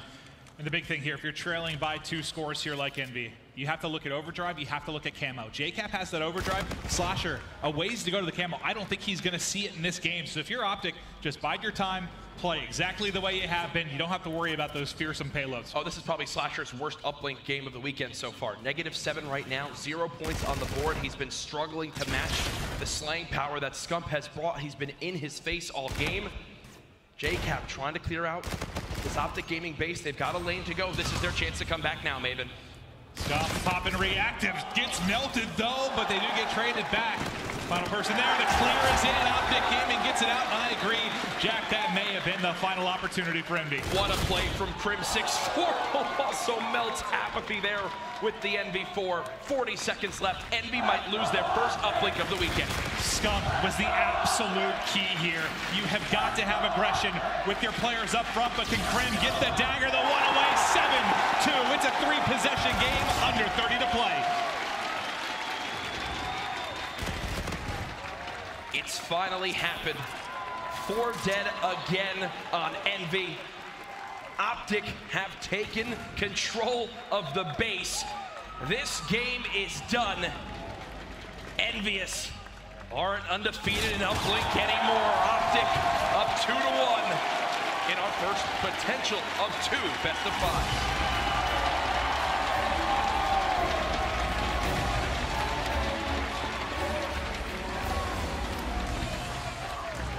I asked you earlier, Matt, if you could throw stats out the window for this. That might be an example of why maybe you can, right? Envy undefeated. The worst uplink for Optic does not matter. And if they lose this series, they're really going to be kicking themselves. Because the one guy you were probably worried about from this EnvyUs roster was JCap. He has a fantastic game 1 on Retail. Slasher and John, non-existent. You come here to game 3, JCap puts up 29 kills. You get 19 from Slasher, 16 from John. Those guys play a little bit better in the respawns. Who knows what this series will look like? And I can't speak to more. Crim and Scump were so crucial there. This is a map where if you can get your subs forward, like the reason Optic would struggle against teams like Luminosity, Saints, Classic, always in their face, never able to get comfortable, always playing off their back foot and spawn. Scump was just constantly harassing Envy, Crim hitting flanks, Karma hitting flanks when needed. That was impressive stuff from Optic Gaming. How about this for an interesting note? This is the closest Optic Gaming as an organization have ever come to beating Envy in a series at a Call of Duty championship. The last 3 series, the only 3 they've ever faced each other in, Envy won all 3 at a 3-1 map count. Optic now 1 map away from making their own history within this organizational battle. Envy, they do find themselves down, 2-1, but you go to Scorch. You've already beaten Optic on this map today. Well, what do you think they did right? Like, why did they lose that score? Or sorry, what did Envy do right to beat them on that score? Was something that stood out? I mean, they just out-rotated them. I mean, TP's talked about it at length on the desk. They just don't rotate early enough. They just really rely on their slaying to break into these hills. If you don't pick up the kills, you're going to find yourself down by a lot. So if you're Envy, you come out the same game plan for Scorch. You go to a game 5. And then, I mean, you kind of talk like, look, there's no pressure on us. We have another series if we lose this map. All the pressure is on OG, and we're great in search and destroy. But remember, Apathy in the first series was a monster, specifically in something like the Scorch, and he struggled in the first hardpoint. I know Retaliation, far different than Scorch when you're talking about weapon choice, the range of the gunfights you're going to have. But for you, Jack, do you expect Apathy to bounce back here? He needs to. But in my heart, I truly feel it's Optic Gaming's time to force this second best of 5 to reset the bracket and go for that chance at this title. I feel like John and Slasher are just way more of a key for Envy. Like, I think you can get through a game where Apathy doesn't play his best, and then maybe JCamp puts together a game where he's around even or slightly negative. You cannot get by this team if you're not going to get production out of Slasher and John. And this is not the first time, again, where we've seen it. There's multiple times. So we talked about stage 2, how Envy had to beat them, or Optic had to beat them twice. Go back to Orlando of last year, and Envy had a similar opportunity where they took the first best of 5, go to a second, Optic takes it. But these guys have been in a lot of extended series. These 8 players, it is so special to see. We're breaking records and making history here at the Call of Duty World League Championship. 2 teams remain. Oh, look at that sign. No bling, not a king. Scump looking for his first ever ring today. Can Optic Gaming force the second best of 5? Let's find out. Let's check out the opening break. I can tell you, at least from the last time they played, they're spawning on opposite sides off the rip. Favorable side to Optic Gaming here, which will give them a nice chunk of time, or it should give them a nice chunk of time, as it's a little bit easier to get control early. Slasher wants none of it, though, as he cuts down 3 and gets a nice angle here on Cave. Slasher's like, I will make sure we get to this final search and destroy. 3-0 off the break. Envy spawning on the less preferred side, Matt, and still outplaying Optic off the break. It's a great start here for EnvyUs. Slasher putting some shots down, he will finally drop. But if you're Envy, you take a lot of time, Jack, and you control those spawns, you're in a good shape. But look at this, the bottom side of the minimap, you see everybody from Envy spawning out. It's going to be a lot of pressure on Karma to pick up these kills. And you see in the kill feed, he does fall. That's going to make Crimsix back all the way up here, trying to get it set up for Turbine. And you hope you get a favorable spawn for Karma over by Turbine, but he spawns in Hangar. He's got to go the whole way across the bridge, wrap back, try to turn this into a 4v4 gunfight. But Scump and Crimsix seem up to the task for now, as they'll find the opening 2 picks and get into the hard point. Karma always playing a step ahead of his opponents, it seems. He's now behind multiple players of Envy. John eliminated as well. That'll force Envy to push in an awkward scenario. You see Apathy, he's got to wait for his team, but Crimsix spots him. OG pushing out these lanes may have been a sign of a great control kill from the team. Exactly, because each of those kills you get, it delays the push that can come in. You see Krem dropping just a little bit short of that bombardment, but you know, Karma dies in that position, he spawns right back with his teammates. For Envy, you're spawning the whole way out in Rocks, whole way out in Hangar, and having to wrap back. But now with 20 seconds, coming up shortly are going to be the key gunfights as we transition to the next hard point. Yeah, if you're Envy, you give up on this. You have Apathy here. who already pushed up way too far. He will fall. But it's really these engagements on the other side of the map. Slasher's able to get one. Envy can get right back into this. You're able to hold Hangar. There's only really 3 entrances in. You get a few kills here. If you're Envy, you find yourselves back right in it. And these stats right now, a little bit more reminiscent of those Stage 2 playoffs where it was Slasher boasting a 1.33 KD through days 1 and 2. And the rest of Envy a little bit slow in the respawns. So the other 3 need to pick it up right now if they want any chance. I was going to say, exactly, when that was how it worked, they weren't winning respawns, right? It was all through search and destroy. So we'll see what Jacob, John, and Apathy can do to supplement the slaying prowess of Slasher. Doubling up their opponents right now, though, is Optic Gaming. This is a lot of good time here for Envy. John had dropped in the back, and they had lost the spawn. Slasher's able to get 2, trying to find one more. Not able to take out Karma. There is the break that Optic needed. 30 seconds left, still on Hangar. That was almost a 1v4 hold from Slasher. I mean, he got awfully close to making a play and maybe even giving spawns to his team, but you get that remaining, 25 or so seconds here for Optic. You push the lead out again, and now we'll head over to Drill. And here's an example of maybe where we see a streak come into play. Optic up by 1 full minute again. The time they need to reach, 250 seconds overall, just shy of halfway there. Just shy of forcing the second best of 5. Now you saw Crimsix earned the streak early in this one. Trinity Rockets will be great for breaking Turbine, maybe breaking into Drill. Here we go. Speaking of it, they're out. Apathy, the first target, not going to be able to connect. Just scouting it, hovering it right now, and will pick up Slasher. Now they'll try to break through. And it looks like they'll do just that. You see Crimsix, he only gets 1 kill with the Trinity Rocket, but it's important to stress, Matt, for people at home. In competitive Call of Duty, streaks aren't all about just getting kills. It's about forcing your opponents out of position. Yeah, I mean, you have that missile over the Drill Hill. It's going to force everybody on Envy. Clear on out. In the cover, yep. And you're going to run right into the guns of Optic Gaming. But if you're Envy, you've worked this down into a manageable game, Jack. So what I like on the side of Envy is that they forced out that Trinity rocket. Do you think John is going to, play as poorly? Maybe Cap turns up, you get Turbine, then you're right back in this game. You put a ton of pressure on Optic to close it out. Look at the scoreboard for Optic Gaming. We talked about being able to survive a slow start from Scump or Formal. You're getting a slow start from both, and you're up 50 points right now. That, I think, is a very scary stat for Team EnvyUs. Well, I think the big thing is because Slasher's really there slaying. Look at JCap, 2 and 9. His worst map so far today.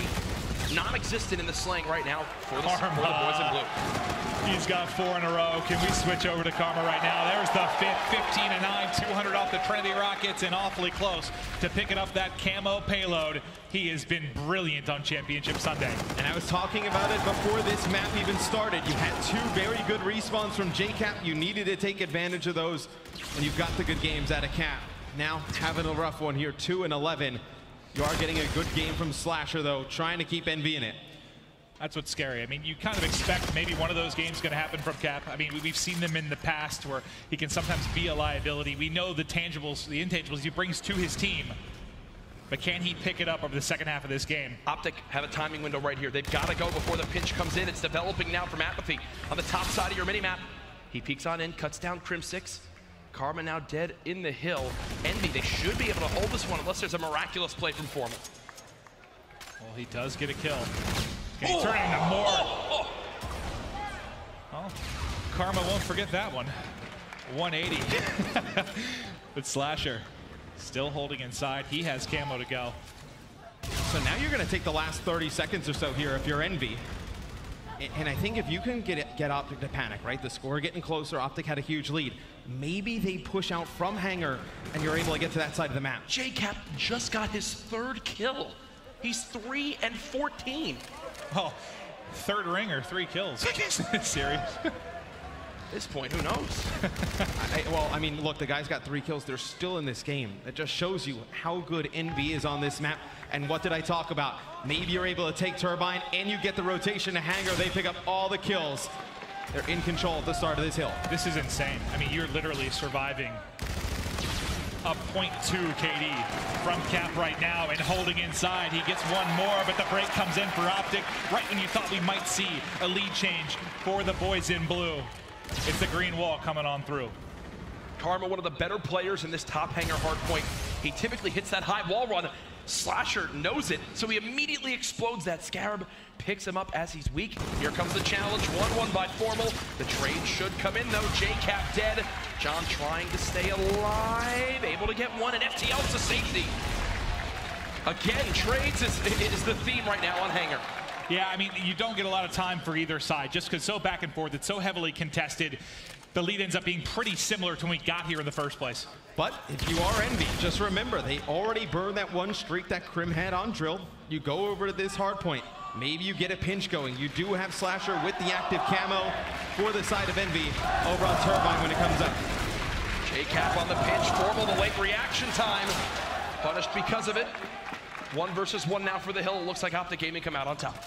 Envy down 30, trying to mount an incredible comeback here on Scorch. Let's listen in. All good. We're only down 30. We gotta get blue control. Yo, he's flanking Cliff again. Blue control here. He's gonna come middle. One's gonna come middle. Call the car. Car's going. Another car. I'm one shot elbow. One shot too. He's in blue set. One weak and he'll donate. I'm still. Another car. All good. They used all their shit right there. All good. They used all their shit. What's the blue? What was the blue side? He holds right here.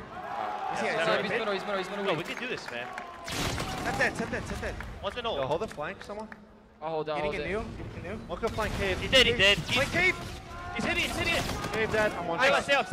He's on you middle. Get Theo. Nice. Stay up. Cave. I'm the other side. Stay alive, I'm coming back. Slow step. One shot, weak their side. Do that. All right, we're winning this fucking game right here. I'm checking Hangar. Yeah, go for that. The last thing you hear is from Slasher. We are winning this bleeping game. Can they do it? They've had incredible comebacks all weekend. It's a family show.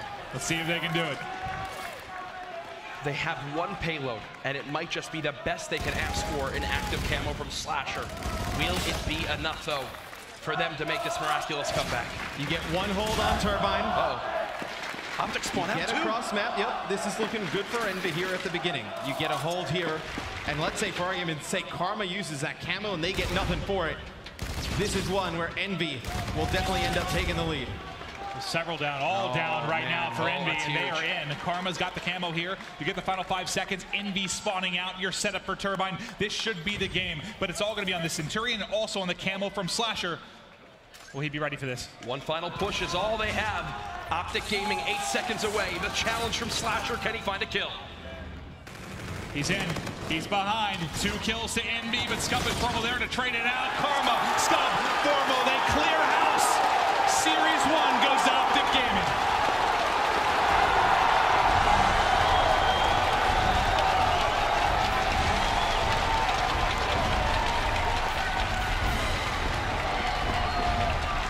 The Amway Center are on their feet right now. This place is electric as we're going to a second best of 5 between these 2 incredible teams. And you saw Envy, they rotated that Turbine Hill, but all the kills went in favor of Optic Gaming.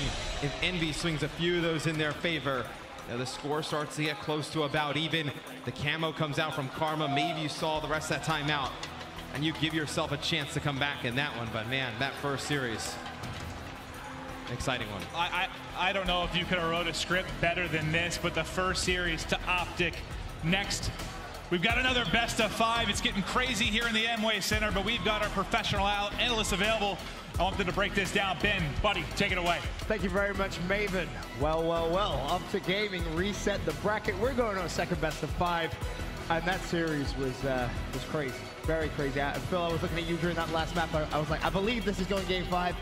You thought otherwise, and you were in fact correct. Optic Gaming looking very, very good.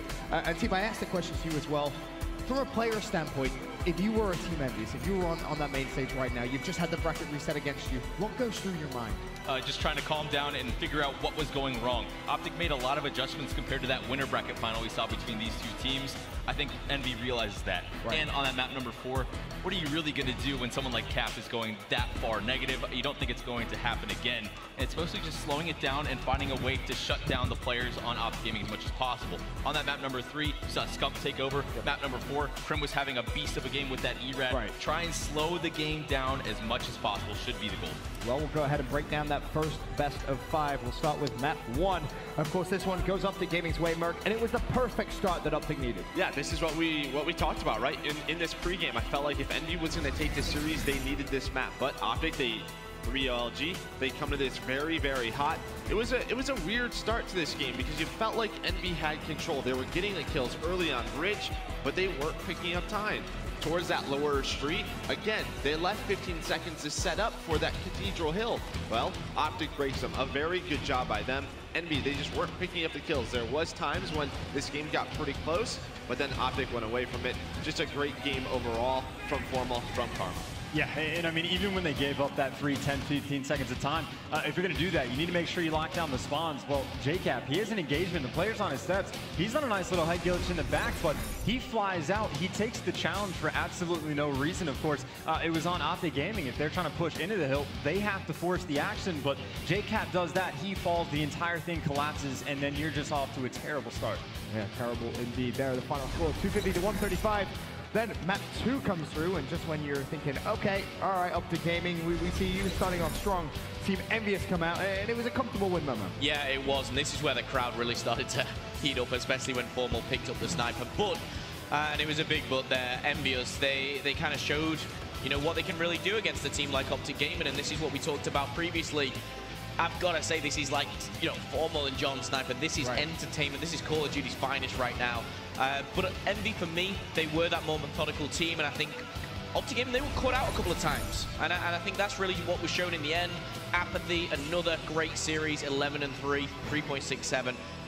You know, he's putting in a shift here for Team EnvyUs. The same Optic offensive defaults we've seen all weekend long. Just not sure why there's not just a little bit of changes here and there. I get it, they like the plan A, but Envy, they caught on. John had some great snipes. This is why this Optic Envy series is so good, because Envy's able to respond. They have the experience. When you're able to make the series go on longer, that's when players like Apathy and John, they can step up, they can take over those respawn games.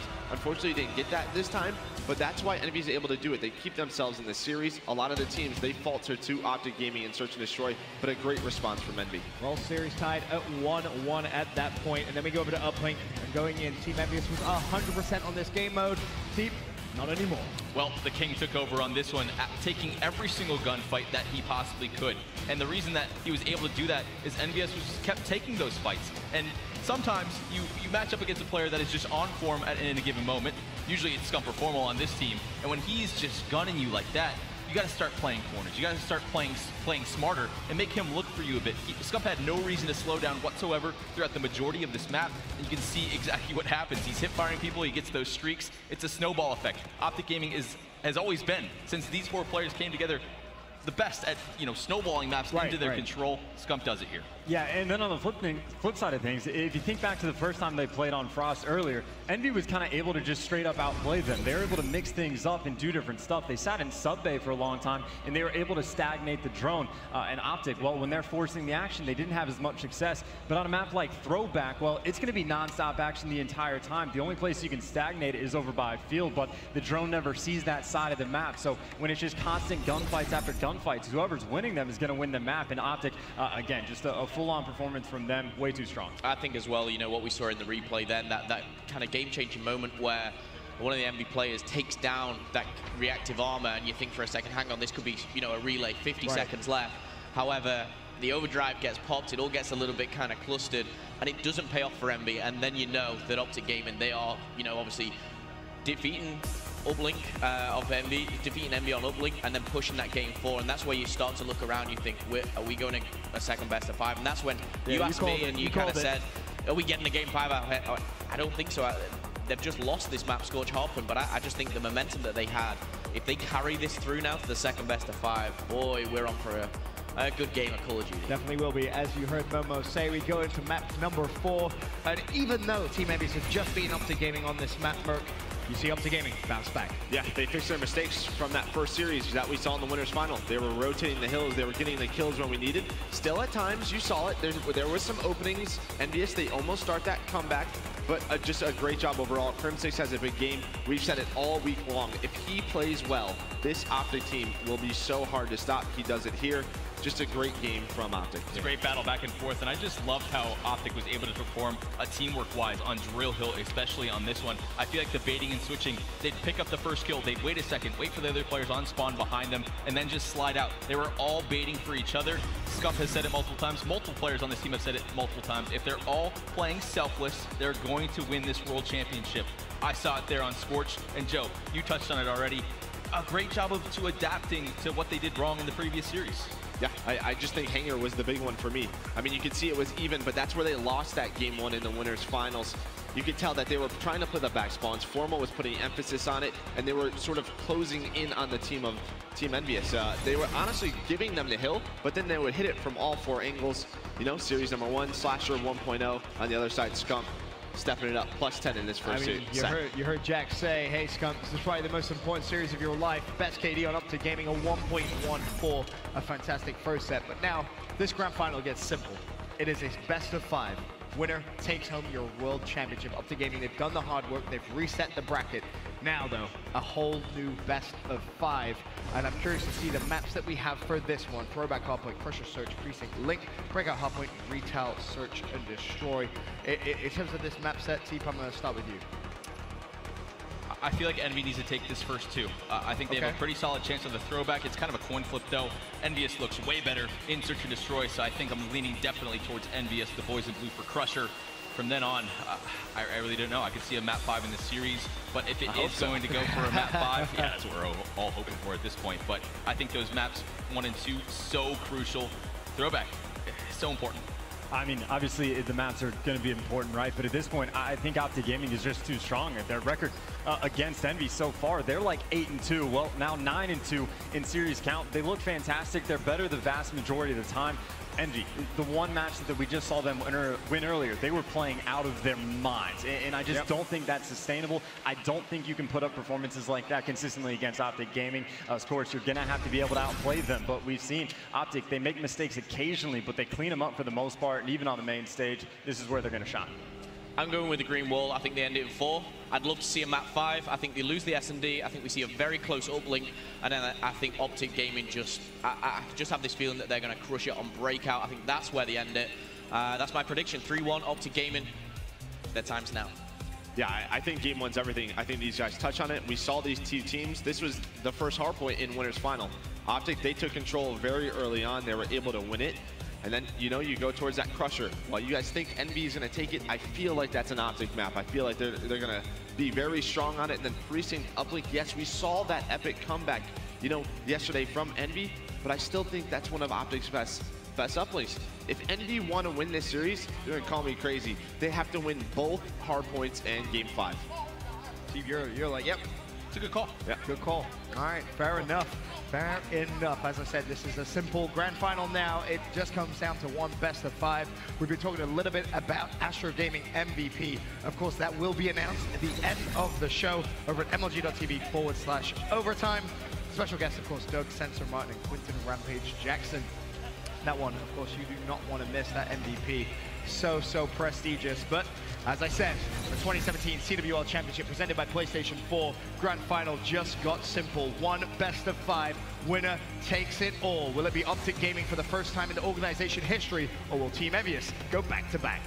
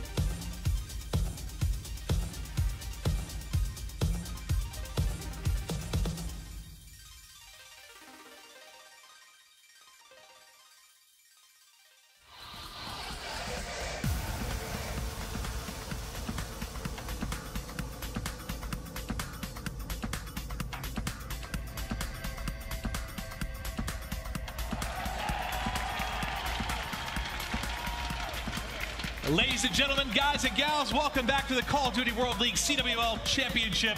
Well, I did CWL twice there, but we're ready because it's the second best of 5. Optic Gaming, Team EnvyUs, Envy. Backs against the wall now as they lost that first series, Jack. I don't know what to expect, pal. Finally, Optic Gaming as an organization have beaten Envy in a best of 5 here at a Call of Duty World League Championship. But Matt, they have to do it again now. I still don't know if it's possible. And look, I think we learn about Envy a lot as a team. Last year, they go all throughout winners. They are able to take it there. They're JCap, in Advanced Warfare, all through winners, able to win that one. And now with this Envy roster, they face a lot of adversity throughout the year, a lot of experience. Let's see how they deal with that first tough loss here to OG. And again, we'll keep coming back to it, but just 2 weeks ago, such a similar scenario. Optic coming from losers at the Stage 2 playoffs, Envy waiting. Optic has to beat them twice, and they get it done. You know, Scump, I remember talking to him, he was so proud of the team. It was so hard to believe in them being able to do it because it happens so rarely. Imagine doing it twice in a 2-week span with $2 million on the line. This EnvyUs team, they've already won a Call of Duty World League Championship as a roster of 4. They did it last year to end the Black Ops 3 season. Optic Gaming, though, they formed 2.5 years ago with the single goal in mind: win Optic Gaming a Call of Duty Championship. In Advanced Warfare, they placed 7th. In Black Ops 3, they placed 7th. This year, the curse was broken. They're in the grand final, and they're now 3 maps away from fulfilling their destiny. I think here in this final series, this is where you need your MVP candidates to be MVPs. Yes. The side of Envy need a much better series overall from Slasher. They started to play well in that scorch hardpoint towards the end. You need him better over the course of the entire series. Then on the side of Optic Gaming, I think you're looking at Scump. He needs to be the king here. Needs to show up. Everything on the line. I'm curious, we talk about the MVP. Do you have any strong candidates right now? I feel like for Envy, it has to be, I think, Slasher, clearly. But on the other side, I think you can make an argument for Formal, Karma, hell, maybe any of the guys. But if you talk statistically, I know Formal's certainly been the outlier. Well, we'll see who will become the MVP. There's nothing else to talk about. Throw the stats out the window. It comes down to this: the final series of competitive Call of Duty here in Infinite Warfare, and it'll be the best one yet. Optic Gaming versus Team EnvyUs. Let's run it back. On with Karma to kick things off. His teammates clearing the way there, but 3 kills quickly on the kill feed for Envy. Matt, talk to me a little bit about throwback when it comes to hardpoint. How's it play as a map? Yeah, you want to control the second hill on this map. The barn hill that'll pop up after this train platform. That is the one where you can take a ton of time on. Then we'll go over to the bike path. And then hill number 4, it'll be in the baseball field. All the way on that right-hand side of the map where you see the members of Optic Gaming spawning. Need to hold that one as well. Barn and baseball, the 2 hills you need to control to win on throwback. We'll see what people can do. Optic Gaming and Envy, when they played this earlier, OG showed up big time. Right now, Slasher starting off at 2-2, holding this outside bike lane as Optic have to push on through to fight for that barn spawn. But look what Crimsix just did on your minimap. He gets a kill, and he's actually going to be here for Optic Gaming. Well, let's see where that player spawns. Give me the question. Look at that. Look at that. Crimsix gets behind. Now you see Formal pop in the back. You have a chance for a pincher attack now. Optic will be pushing in. Formal with a kill. And this is such a testament to how good of a player Crimsix is. Always thinking about the win. Matt, that's his only kill this entire map, and it's the reason why OG even have a chance to hold this hill. Yeah, but it's going to be 1 kill that gives him 15 seconds, which allows him to get right back into this game, but does not matter. The rest of Envy breaks into barn. They will take it back. 30 seconds left on this hill. And Slasher early asserting his dominance out on bike path towards mid-map. It was Apathy doing the dirty work inside as he is 6-3, looking for his 7th. Just picked up a Scarab, several kills away from that Trinity, but it won't matter as he is traded out by Scump. Scump gets a couple inside before finally JCap takes him out, but it's a Karma and Crimsix show inside. Hardpoint, a game mode where it's first to 250 score. To the veteran Call of Duty World League watchers, I know you guys know this, but guess what? There are thousands and thousands of new viewers tuning into Call of Duty for the first time today. 250 is the magic number you need to earn a map victory here in Hardpoint. Well, Karma heating up, 8-5, a 5 streak, and getting close to the Trinity Rocket for himself. Scarab out, trying to scout mid-map, sees one and actually gets the kill as he was tagged up. That's 3 down now for Envy, as they're looking to try and flip these spawns and get control of that right side of the minimap, as we're going to rotate out to one of our big money hills, which will be baseball field. And Envy is going to give up here on bike path. I mean, they're spawning so far out. They need to hold baseball, though. When you rotate early, you need to take the time at the beginning of the next hard point. For Optic Gaming, they take the rest here on bike path. They're able to get one good break. This game 1 will turn into a blowout. Uncharacteristic start here from Formal, actually. 0 seconds in the hard point.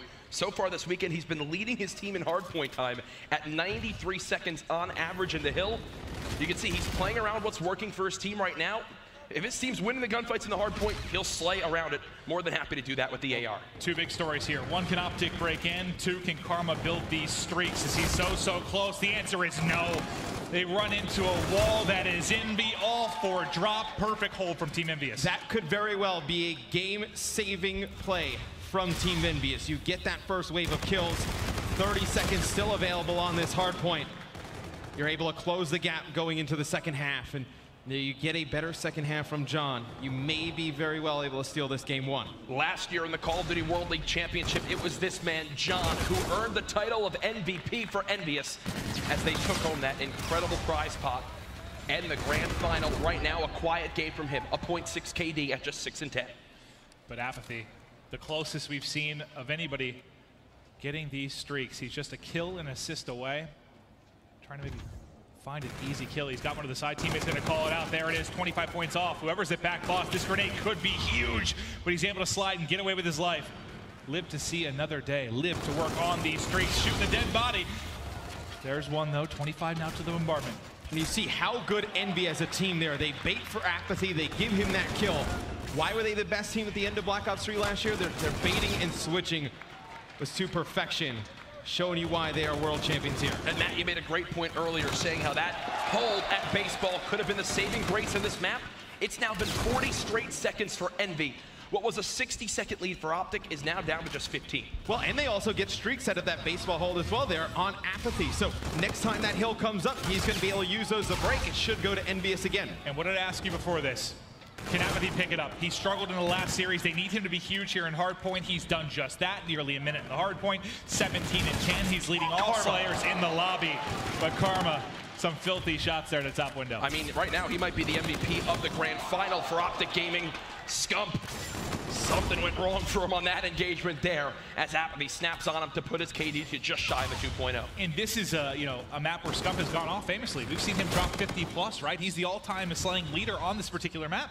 But I think Apathy going so huge right now has really been a crux for him. You see EnvyUs now will take the lead. John in this back area of the map, he has done such a nice job picking up these kills, controlling the spawns for Envy, which has given them this hard point. And what did you say just a minute ago, Jack? If John's going to pick it up, they're going to get right back into things. And he is streaking. It was 4 before he fell. But Envy looking for a bit of control, pushing this lead out as much as they can. 121 to 106. Envy now on a 100-second swing since they were down by 60 earlier on this map. Karma doing everything he can for Optic Gaming, leading in kills, tied for least amount of deaths, and most time in the hard point. Right now, they just need some more from Crim6 as well as Formal on the map. And Matt, you've spoken about Crim6. I know you coached him back in the day. Why is it so crucial for him to pick it up in the slaying department right now? I mean, when he starts to heat up, I mean, he may be very well the best player in all Call of Duty. We haven't seen it in a while. We've seen it on occasion. With how good Formal and Scump are, you don't really need it game to game. But in these big moments, when you are one of the leaders, you need to show up. If you get Crim to have a good game, it kind of makes everybody else fall in line. I like the FTL jump there from Formal. He pushes on through, gets the kill on the final player from Envy, wipes them 4 dead, and now that'll force a spawn on the opposite side of the map from where they want to be. Formal, now 1 kill off the Trinity rocket. He has to play his life here. These streaks could be huge in Optic Gaming's momentum as we head into the second half of this game. And here we go, lead change to the favor of Optic Gaming. They've taken it back, but these gunfights in the back are going to be big as well. Can we hop over to Scump real quick? He's going to deal with so much pressure coming in. Can he get a pick, maybe play his life as the rest of the members of Optic rotate over? Yeah, so Formal picks up that kill, so they will have streaks. We'll see if Optic will invest any of them into this hard point. Here comes the Trinity rocket. So he gets Slasher, but he also takes out Karma. So you get absolutely nothing out of that Trinity. And because Envy is in control of the hill as well, they don't have to burn any of their score streaks that Apathy has. Yeah, that's a really poor sequence of events, but Formal does get the bombardment at least out of that, but the streak in the break not gonna hold. Envy still here. Cap, the captain, standing strong. Seems like baseball's been the saving grace for Envy so far in this map. Now up by about 10 seconds, they should be able to thwart this final Optic Gaming push unless, well, Karma does something like that alongside his longtime teammate in Crib 6. And the best part of that 4-team EnvyUs is, the score pretty much tied right now. You will see baseball again. So at that moment, you probably have active camo on Slasher, and you have those score streaks. If you lose Barn at the beginning, you could use the camo to get in there, then you invest those streaks to get baseball at the end. Well, for now, we're back to mid-map, and it's Scump getting aggressive. He's going to be a real nuisance here as Envy trying to come off spawn. They have to deal with him first. Well, it's a couple of nades up top there in the green that are able to pick him off. 2 kills now. Either way, no one been able to pick up any time. You can see the play clock dwindling under 2 minutes. I don't think that's going to really come into play too much unless we see a... MEA very well. You never know. This is the map it can happen on. They keep playing like this around the hard point that it might just. As both teams afraid to hop in the hill. Formal snaps to 2. Karma with the 2-piece of his own. And look at Formal. What did I say earlier? Formal was at one point 15 and 14, now 26 and 17, and Karma hasn't skipped a beat.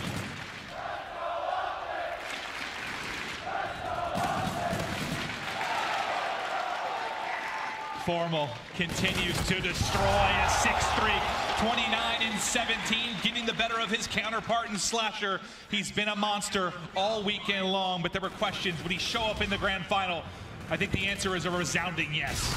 14 and 3 in his last 3 lives. Finally does die, but look at the score swing because of it. Optic were down by 30, now up by 40. Scump uses the reactive armor there, but it does look like it'll help Optic hold on to this hill. Envy still, though, with a lot of utility towards the end of this game. See the Trinity Rocket for Apathy. You do have Slasher with the active camo, but they're giving up a ton of time here. Envy needs a break here, unless they're going for a win on baseball. You know, maybe you think you can take some time at bike path, rotate over. I think they need some time on this hill, though. The last 15 seconds or so would be huge. As see, John will lose that engagement to Crim. So it looks like OG will hold on to this hard point. A full 60 seconds for Optic Gaming, their biggest lead of the map, now up by 75. They cannot afford to throw this one away. They have the tools they need. They have the momentum they need. Formal cuts down Slasher. Karma with one of his own. They're going to try to push on through here. One final player dead. Optic within 10 seconds of taking that one. The streaks are out, but 3 kills now to Envy. Not going to end quite yet. If we know anything about this EnvyUs side, the never die mentality, they will always fight back until the streaks start plunging in from the sky. Nobody in the hard point right now. Just 7 points needed for Optic Gaming. Optic want to end the map here, Matt. They cannot let it go back to baseball, which is Envy's best hard point so far in this sequence of events. JCap just contesting, buying time for his team. 245 to 167. The pinch comes in. He does have help, but Optic, they're setting up for the new hardpoint, Maven. They're set up, and just 5 more points needed. Krem peeks and bowling. He's able to find a kill. Apathy and company now looking to soar in. The time ticking for Optic. They find it. The final tick. Optic Gaming take game 1.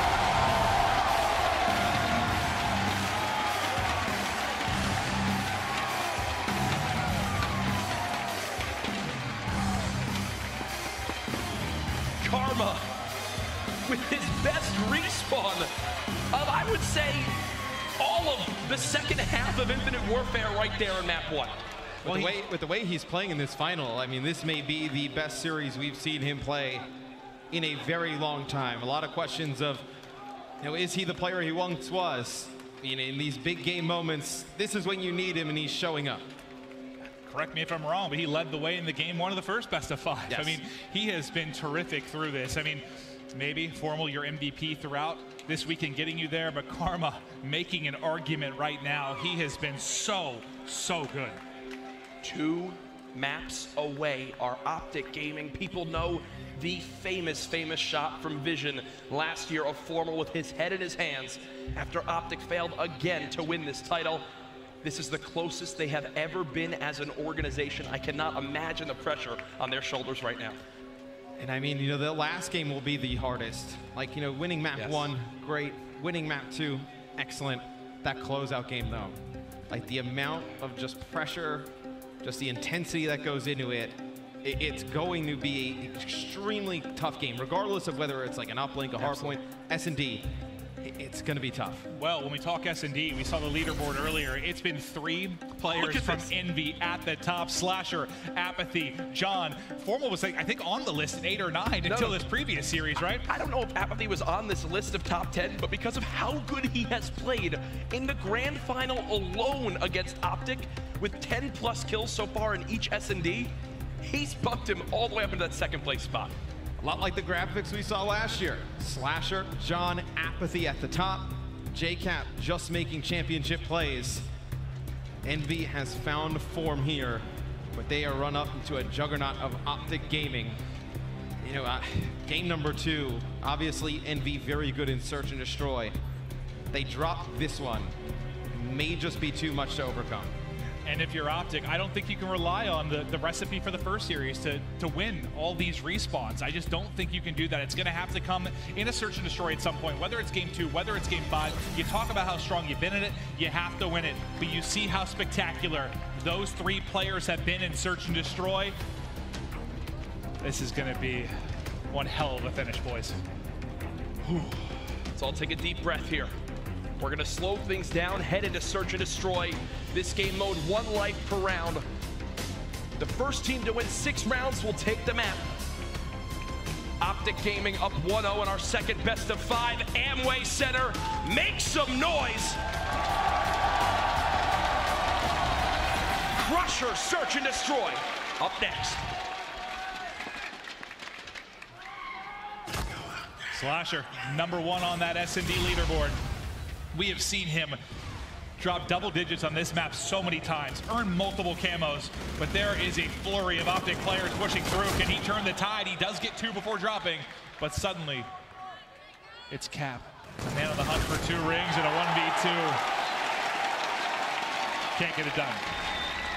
Optic fight fire with fire. 4 on 4, and Scump starting to show the energy on the main stage. Some famous clips from the Stage 2 playoffs, Matt. When he gets hyped, Optic Gaming just find their rhythm. It's like they know they take this game. They have Envy dead in the water. See how they play this next round, as it'll be Optic on offense. A lot of pressure down towards that bottom side of the minimap. Envy stacking inside. See how quick Envy adjusts here. Has to rotate all the way across the map. Building forward. They're about to hit each other. Here we go. Formal with first blood. Scump there, hesitant to push forward. They haven't gone for this plant yet. Tactical does connect. And look, I like this from Optic. They're gonna fall back for a moment. They don't think Envy would ever try to push through this choke point in this small door. And I don't blame them. Crim6 with the, oh, it's just done. Last man is Slasher. Don't give a kill to Formal. He's already 4-0.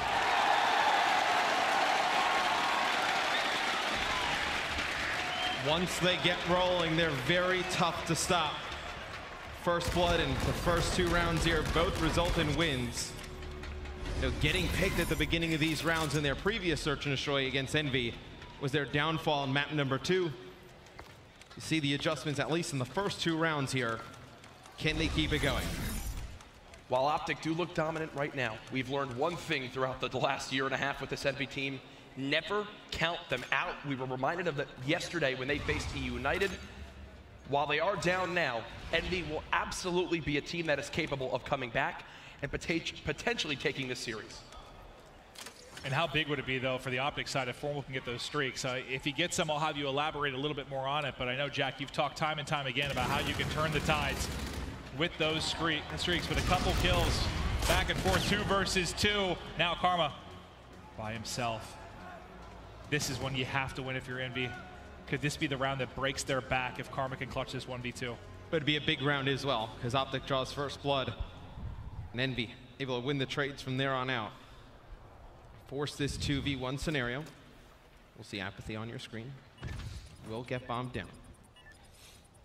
Any points that Karma can earn towards this camo helps Optic Gaming in the long run. He has been spotted, which will let Envy players focus their attention towards this side door. First challenge comes in, peeking around the side, doesn't see him. Apathy with the cleanup. There you go, Envy now on the board. You gotta like the positioning from Apathy. Completely catches him off guard. And, you know, as much as we talk about clutches, one of the biggest things in Search with this much pressure is the scenarios you should win, like the 3v2, the 2v1, you need to do that. And I know you and I talked about how good Envy was at that yesterday. They show it again right there. You know, a lesser team would have spotted Karma in middle map and tried to rush him, play a quick trade. Don't let him kind of move around, find new positioning. There, Envy know, let's play for a plant. We'll set up near rocks, play a free trade. They do it the right way. Yeah, it's a lot like how Envy plays hardpoint, you know, for that long game. You know, don't really want to chase after kills. They make the smart, high percentage plays. As it's the same defense here from Envy. So they put pressure on that top side. Now they're going to be forced to rotate down here towards that bottom side of your map, over towards B, to try and get a retake. Envy are here. First blood now onto Scump, and no bomb planted yet. Worst case scenario for Optic Gaming in this round. Oh! What the hell was that? I thought the pre-fire on for Scump, but he gets gunned. Formal now by his lonesome. He will be dead any moment. They'll drop 2-2. Big round for Envy. You know, it felt like for a second there, right? Optic rolling the first 2 rounds. They're going to run away with this game. Envy slow it down. Well, Matt, we always mention the word adapt. Teams that kind of learn from what happened to them that went wrong early on in the map and make improvements as the map goes on. Already we're seeing that from EnvyUs. Yeah, Slasher is a very smart player, especially in Search and Destroy, able to help guide his team into some late round adjustments. And now we'll see what Envy pulls out here on offense. And I'd like to see them play a little bit further back here at B. Maybe see if you can bait Optic Gaming in. Because, you know, look, you lose 2 rounds if you're Optic. What do you go with? Kind of your bread and butter. Force gunfights, get aggressive. Maybe if Envy plays a little bit further back, they get an early pick. Optic, they want to stick as a unit of 4. Envy trying to spread them thin. As Optic always have found their strength in numbers, using their gun skill and trading ability to their advantage to win rounds. You see the bomb moving up from Envy. That's JCap with the objective. Still no plant again, very passive. It looks like Optic are going to go for the retake. JCap wins the first. Traded out though. Informal able to get away with his life. He's being hunted though by Apathy. Can't get the angle. Apathy trying to trade 2 times in a row. He just can't get there in time to trade. Flying back and forth. Suddenly is by his lonesome. Pinned, cornered, dead. Optic recover. They stopped the bleeding there as Envy did have 2 rounds in a row, and that sums up the teamwork of Optic. 2 bullets peppered in from Karma, and 1 each from Formal and Crim6. 3 players alive, Matt. 3 players getting involved. And it's a round where Envy draws first blood. They get into the site. They're not able to win any more fights after that. Apathy, if he's able to pick up 1 of those kills, be such a different round. Formal tags up 1 almost immediately. FTL's forward first. There's 2 more there. Is anyone going to be able to finish it? Karma does at least get 1. 2 versus 2. 1 versus 2. Oh, Scump eliminated. Back and forth we go. 3-3. Nice win from Envy. And you see Scump realizing that's a round that you think they should take, but John dancing perfectly inside you gets the final 2 kills. Well, I think for Formal, after he gets the first kill, after that FTL, he thinks there's 1 player there weak. I don't think he was prepared for 2 to be there. Nope. That was kind of the swing. And then they light up for Karma. He's only able to get 1. Things kind of fall apart after that. Yeah, and when Formal uses that FTL and he picks up 1, it's such a hard thing to communicate where that second player is. The person following up not in a great spot because there's that crate there. You can't really see which player Formal is tagging up. And that's how you saw Envy swing that round in their favor. Well, the 2 key players from either side, Karma and Slasher, when you talk about camo and how influential it can be on the Search and Destroy, neither really having a great game. Ahead a little bit here is Karma. But this, you think they're both going to get it. This looks like one's going to go all the way down to round 10, round 11. Camo should be involved. Crim6, first blood. Crim6, not only does he get first blood, but he gets a ton of information for his team. He knows the bomb is there. The challenge now coming in. This should be the perfect pinch for Optic Gaming. They just need to win the first gunfight. Formal's here. They're not ready for it. Oh, no, he misses the shots on the Apathy. 2 versus 1.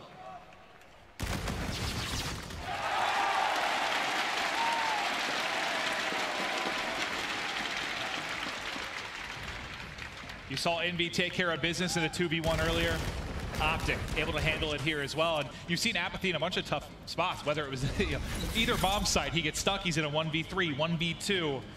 Not that you expect him to come up clutch in those situations, but maybe one of these times he's going to go big. But as it stands, Optic Gaming takes the edge.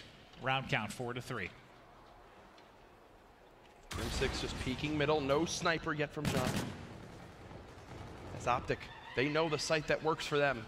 They might as well keep hitting it, as they'll have a 4v2 near this site. Oh. Slasher just barely able to stay alive there. And look at the nades. They're pre-nading that site, trying to stop the plant. This is just an onslaught. Both teams flying at each other. Who's going to win it one-on-one? It isn't Cap. Right there, you almost feel the shift in this game. As that round, the swing, the two-time champion Karma kills the two-time champion JCap to put Optic up 5-3.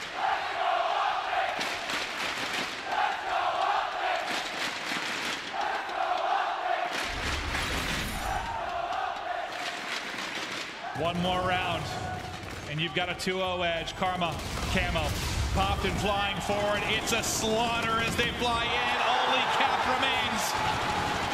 He's been spotted. He's at least able to pick up one kill. Can't get away. It's a victory for Optic Gaming and a 2-0 edge.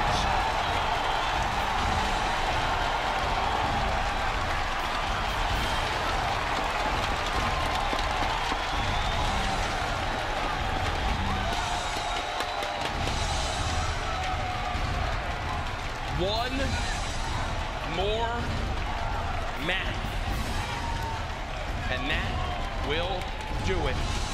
Optic on the verge of history. And for Envy, you know, round 5 and round 8 during that game, you draw first blood, you lose both of those rounds. That's ultimately what costs you. You can hear the fans in the venue. The fans getting hype. They know how close it is. It'll take one more uplink. We'll get there right after this break.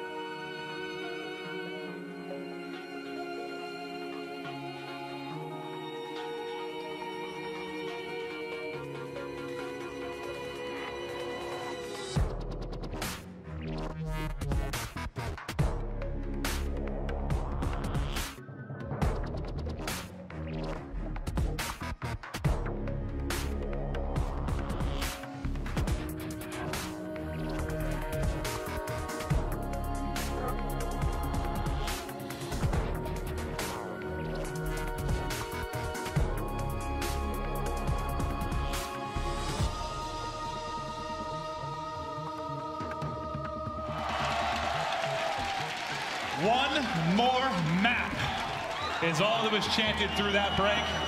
Optic Gaming fans know how close they are. You see on the edge of that trophy the names engraved from past champions. Optic one map from joining them on that prestigious list. It's going to be a very tough road to close EnvyUs out, though. It is. We go to Uplink. They've been great in the game mode all weekend long. We talked about it before that loss to Optic in the first series, 100% win rate. Can they extend this series? So the first series between these two teams in the winner's bracket final, we went to Frost, right? Envy able to take it. We go to throwback. Optic takes it. It's our third and final uplink. It's going to be Precinct. This could be it, or it could be one of the craziest reverse sweeps in the history of Call of Duty. Incredible moments, incredible scenes here at the Amway Center. I've had chills the whole time, this entire finals. I mean, this is just my third year involved. You guys have been here longer. Have you ever seen moments like this? I've been every champs. And no. This is the craziest it's been.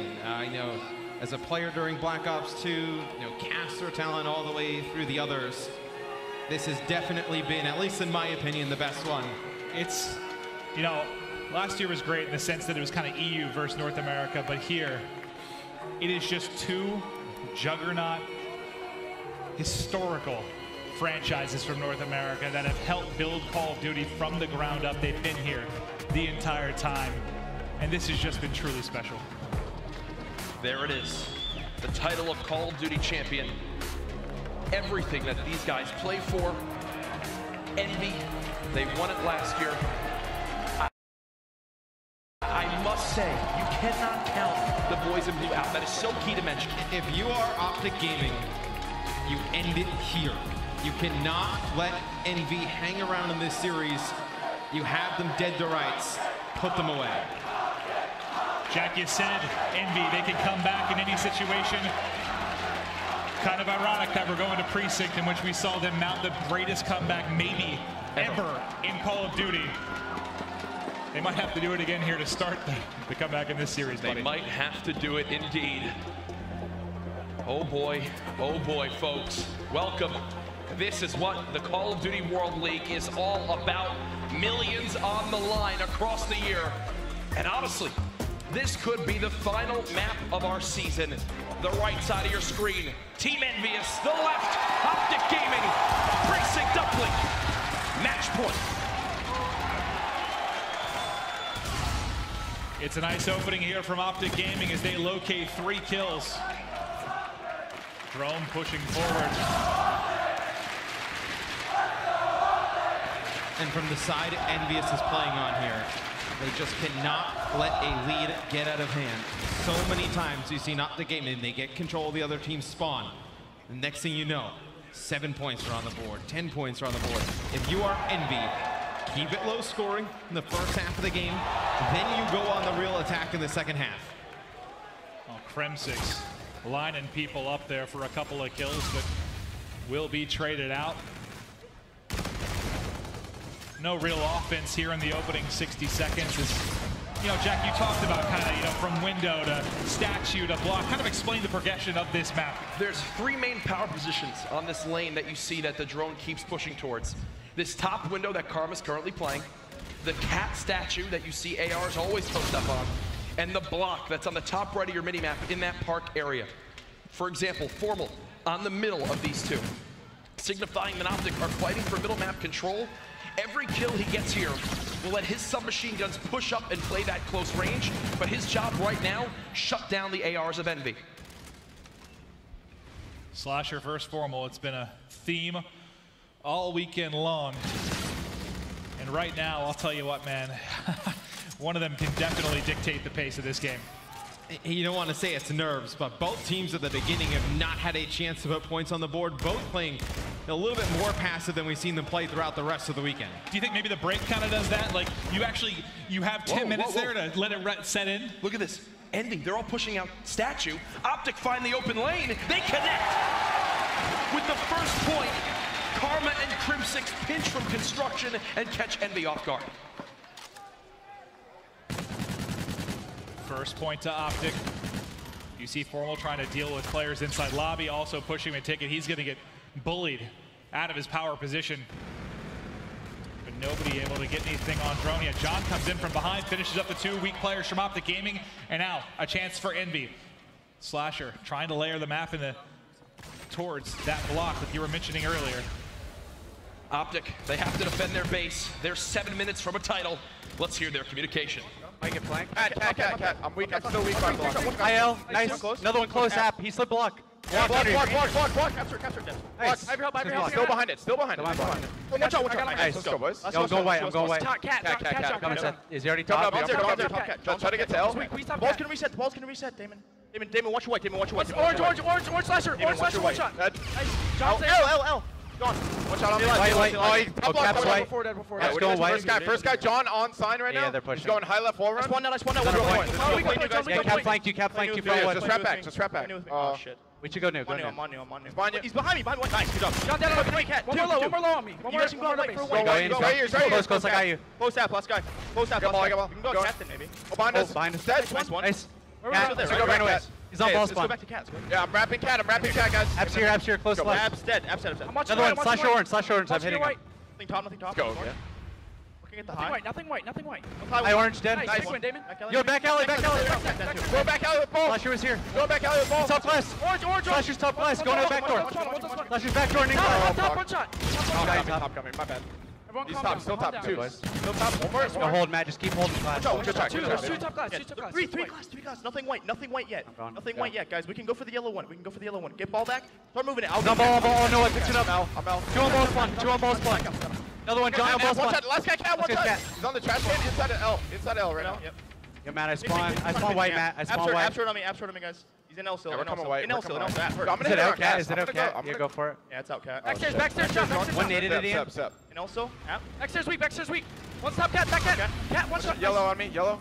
Yo, ball's gonna reset, Matt. Let's get ready to go this way. He went yellow. Right here. We can go white. Let's go, baby. Go to the yellow. Go yellow. Yellow. Cat still. App. It's on. Got it. Nice. One top glass. One's yellow. One's top glass and yellow. One's going white. Still on Matt. Absolute. Watching white. One's definitely white. Yo, we go throw it out. Come on, cat. I got it. All tied up at 2-2. They know what's on the line. 8 seconds left till we get to the second half, but Krim wants the lead. Krim wrapping the edge. Is the dunk there? It's through.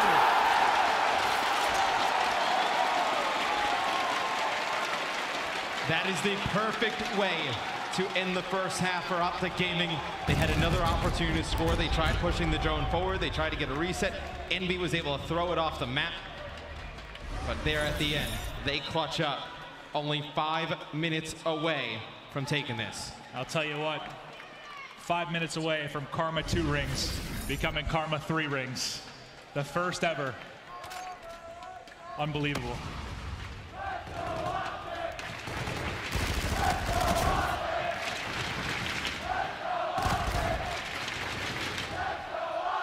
What can Envy do? This is the side where they've had to fight against E United all day yesterday in this match. And now they have their backs against the wall, on the verge of elimination, on the verge of twice in a row having Optic Gaming beat them. Back-to-back best-of-5s in a grand final. 3 dead now for Envy. Is Optic looking to regain some control of the mid-street and apply the pressure forward. Krim 6 just looking for an opening here as they're going to wrap it back as 2 die. He's getting this off the map. Smart play as the pressure going to be coming here quickly from Envy. They do give a lot of map control to Envy. We'll see if Envy can make anything happen with the drone in hand. JCap's able to grab one. They're bringing it down towards this lower side. They may try pushing it through this back alley. Nothing.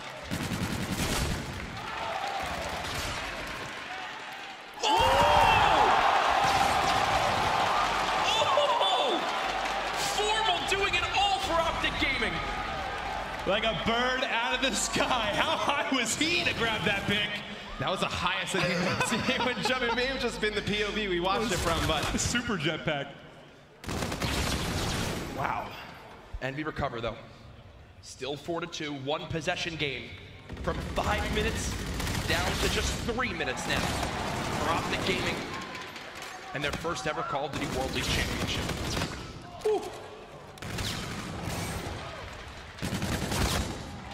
2 down now for either side. 3 minutes remaining on the map. If you're just joining us, you missed some incredible games, but this could be the final map at the Call of Duty World League Championship here for 2016. This is crazy stuff. And Optic is going to end up getting camo. So Karma getting very close to active camo. Slasher on the other side of things may not get this ability. With only being a 1-possession game, camo may be the deciding factor. We'll have to keep an eye on that. Great point, Matt, as this goes on. Karma inching closer and closer to that incredible payload ability. Crimsix steals that kill from him. Karma on the challenge, gets the kill. And he's looking for more as Envy come off the spawn. He knows there's blood in the water. You just see him soaring forward, so much confidence. Another respawn in which Karma is leading the way at 21-17. But like you said, Matt, it's gonna be that payload, using it wisely, that's gonna be the difference in this game. From 3 minutes down to 2 minutes. Optic closing in on the title.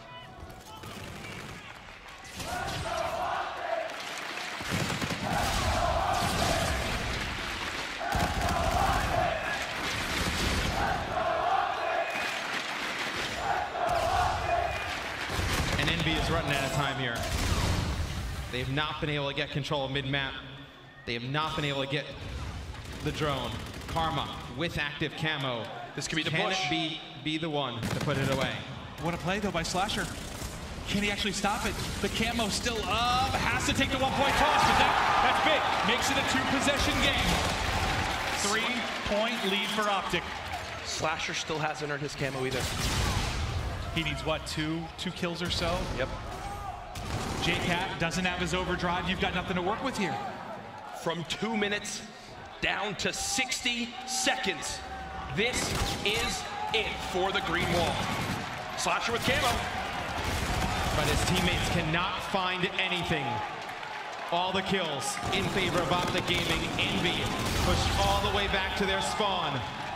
45 seconds away from closing this series out. Scump hunting for that first ring, doing what he can here to keep Envy players coming off a spawn. No ground given now as Karma finds another 2-piece. Here's the overdrive. Popped as he's just trying to back him up, making all the plays is Crimsix.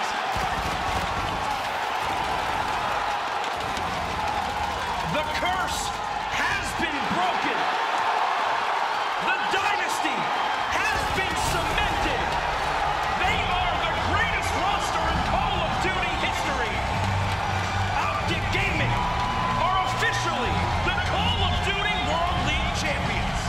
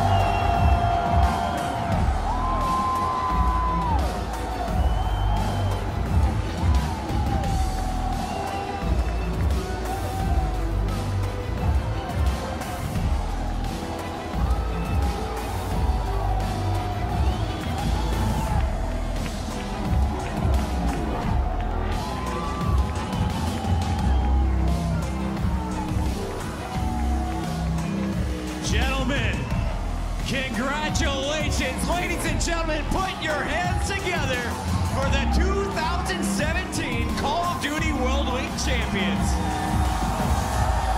Scump, bring that bad boy over here. 5 times. 5 times you have tried, and you now are finally holding it in your hands. What's this feel like? It's a little bit heavier than I thought, to be honest with you. It's unreal. I'm at a loss for words right now. Absolutely speechless.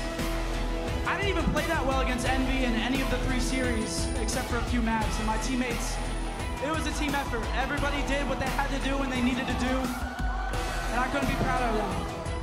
A legendary tournament, a legendary finish. Envy knocks you down, you come back up. Feel free to put that back down if you need. Never.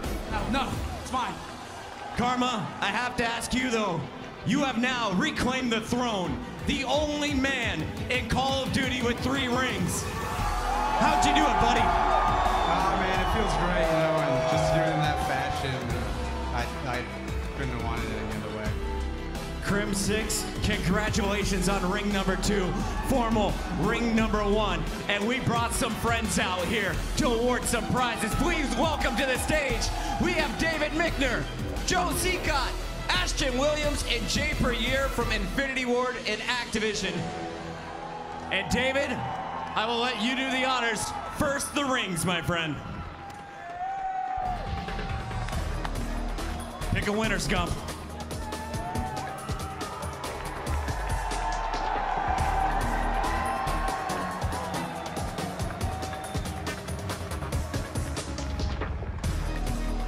They played all year for the bling on their fingers.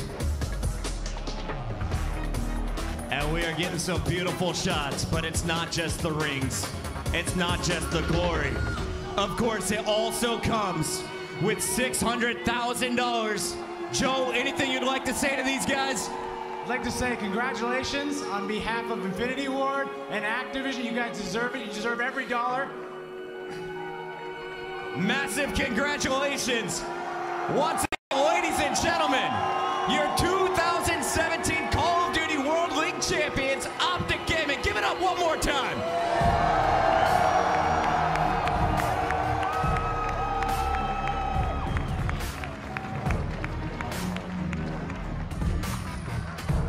It was an incredible tournament and an amazing finish.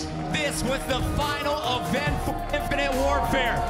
But we're not done. Coming up next, live here from MLG, it's the official Aftertime show. Let's send it upstairs for overtime. Hello and welcome to Overtime, the official esports after show. On tonight's CWL Overtime, I will be joined by Douglas Sensor FaZe Sensor Douglas, Rich Campbell, and we're going to discuss all of the weekend's highlights. We will also be awarding this weekend's Astro MVP, and I'll tell you how to register to win a free trip of your choice to any local CWL event. And special guest, MMA legend, Rampage Jackson, is here with us tonight.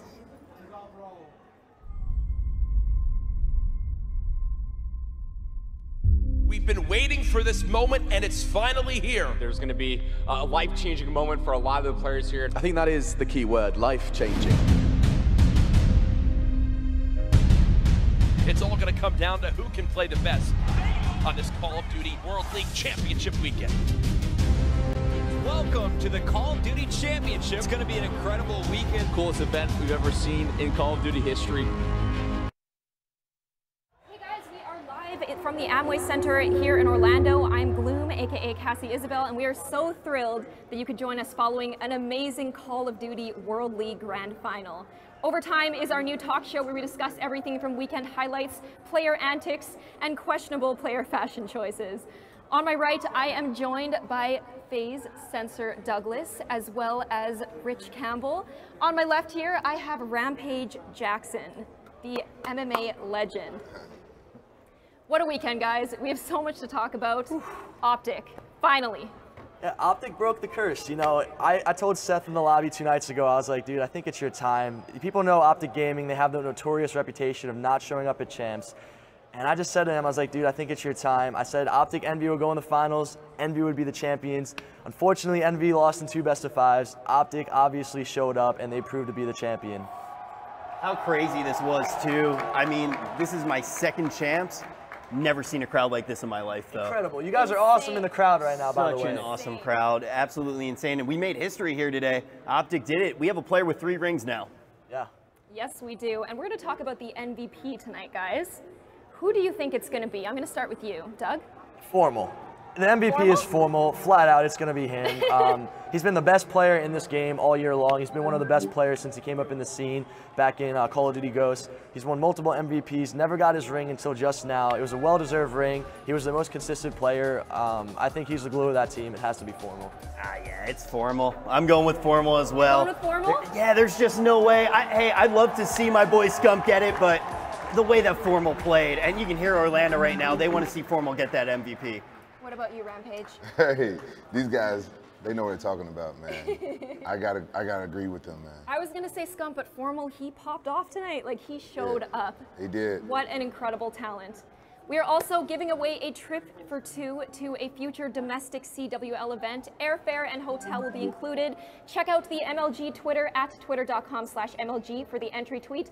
Follow and hit retweet before midnight tonight for your chance to win.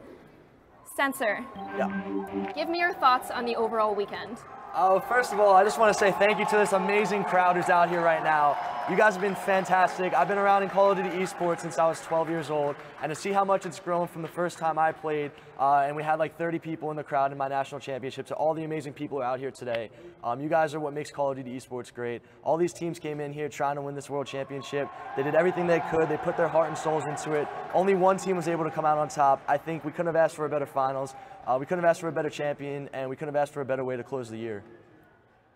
It's an amazing story. Rich? Yeah, the growth is just absolutely insane to see. I definitely agree with you there. But also the matches were just out of control. I think Splice Optic may have been the best match I've ever seen in Call of Duty. Incredible. It was the best series. Rampage, the atmosphere in here is absolutely insane.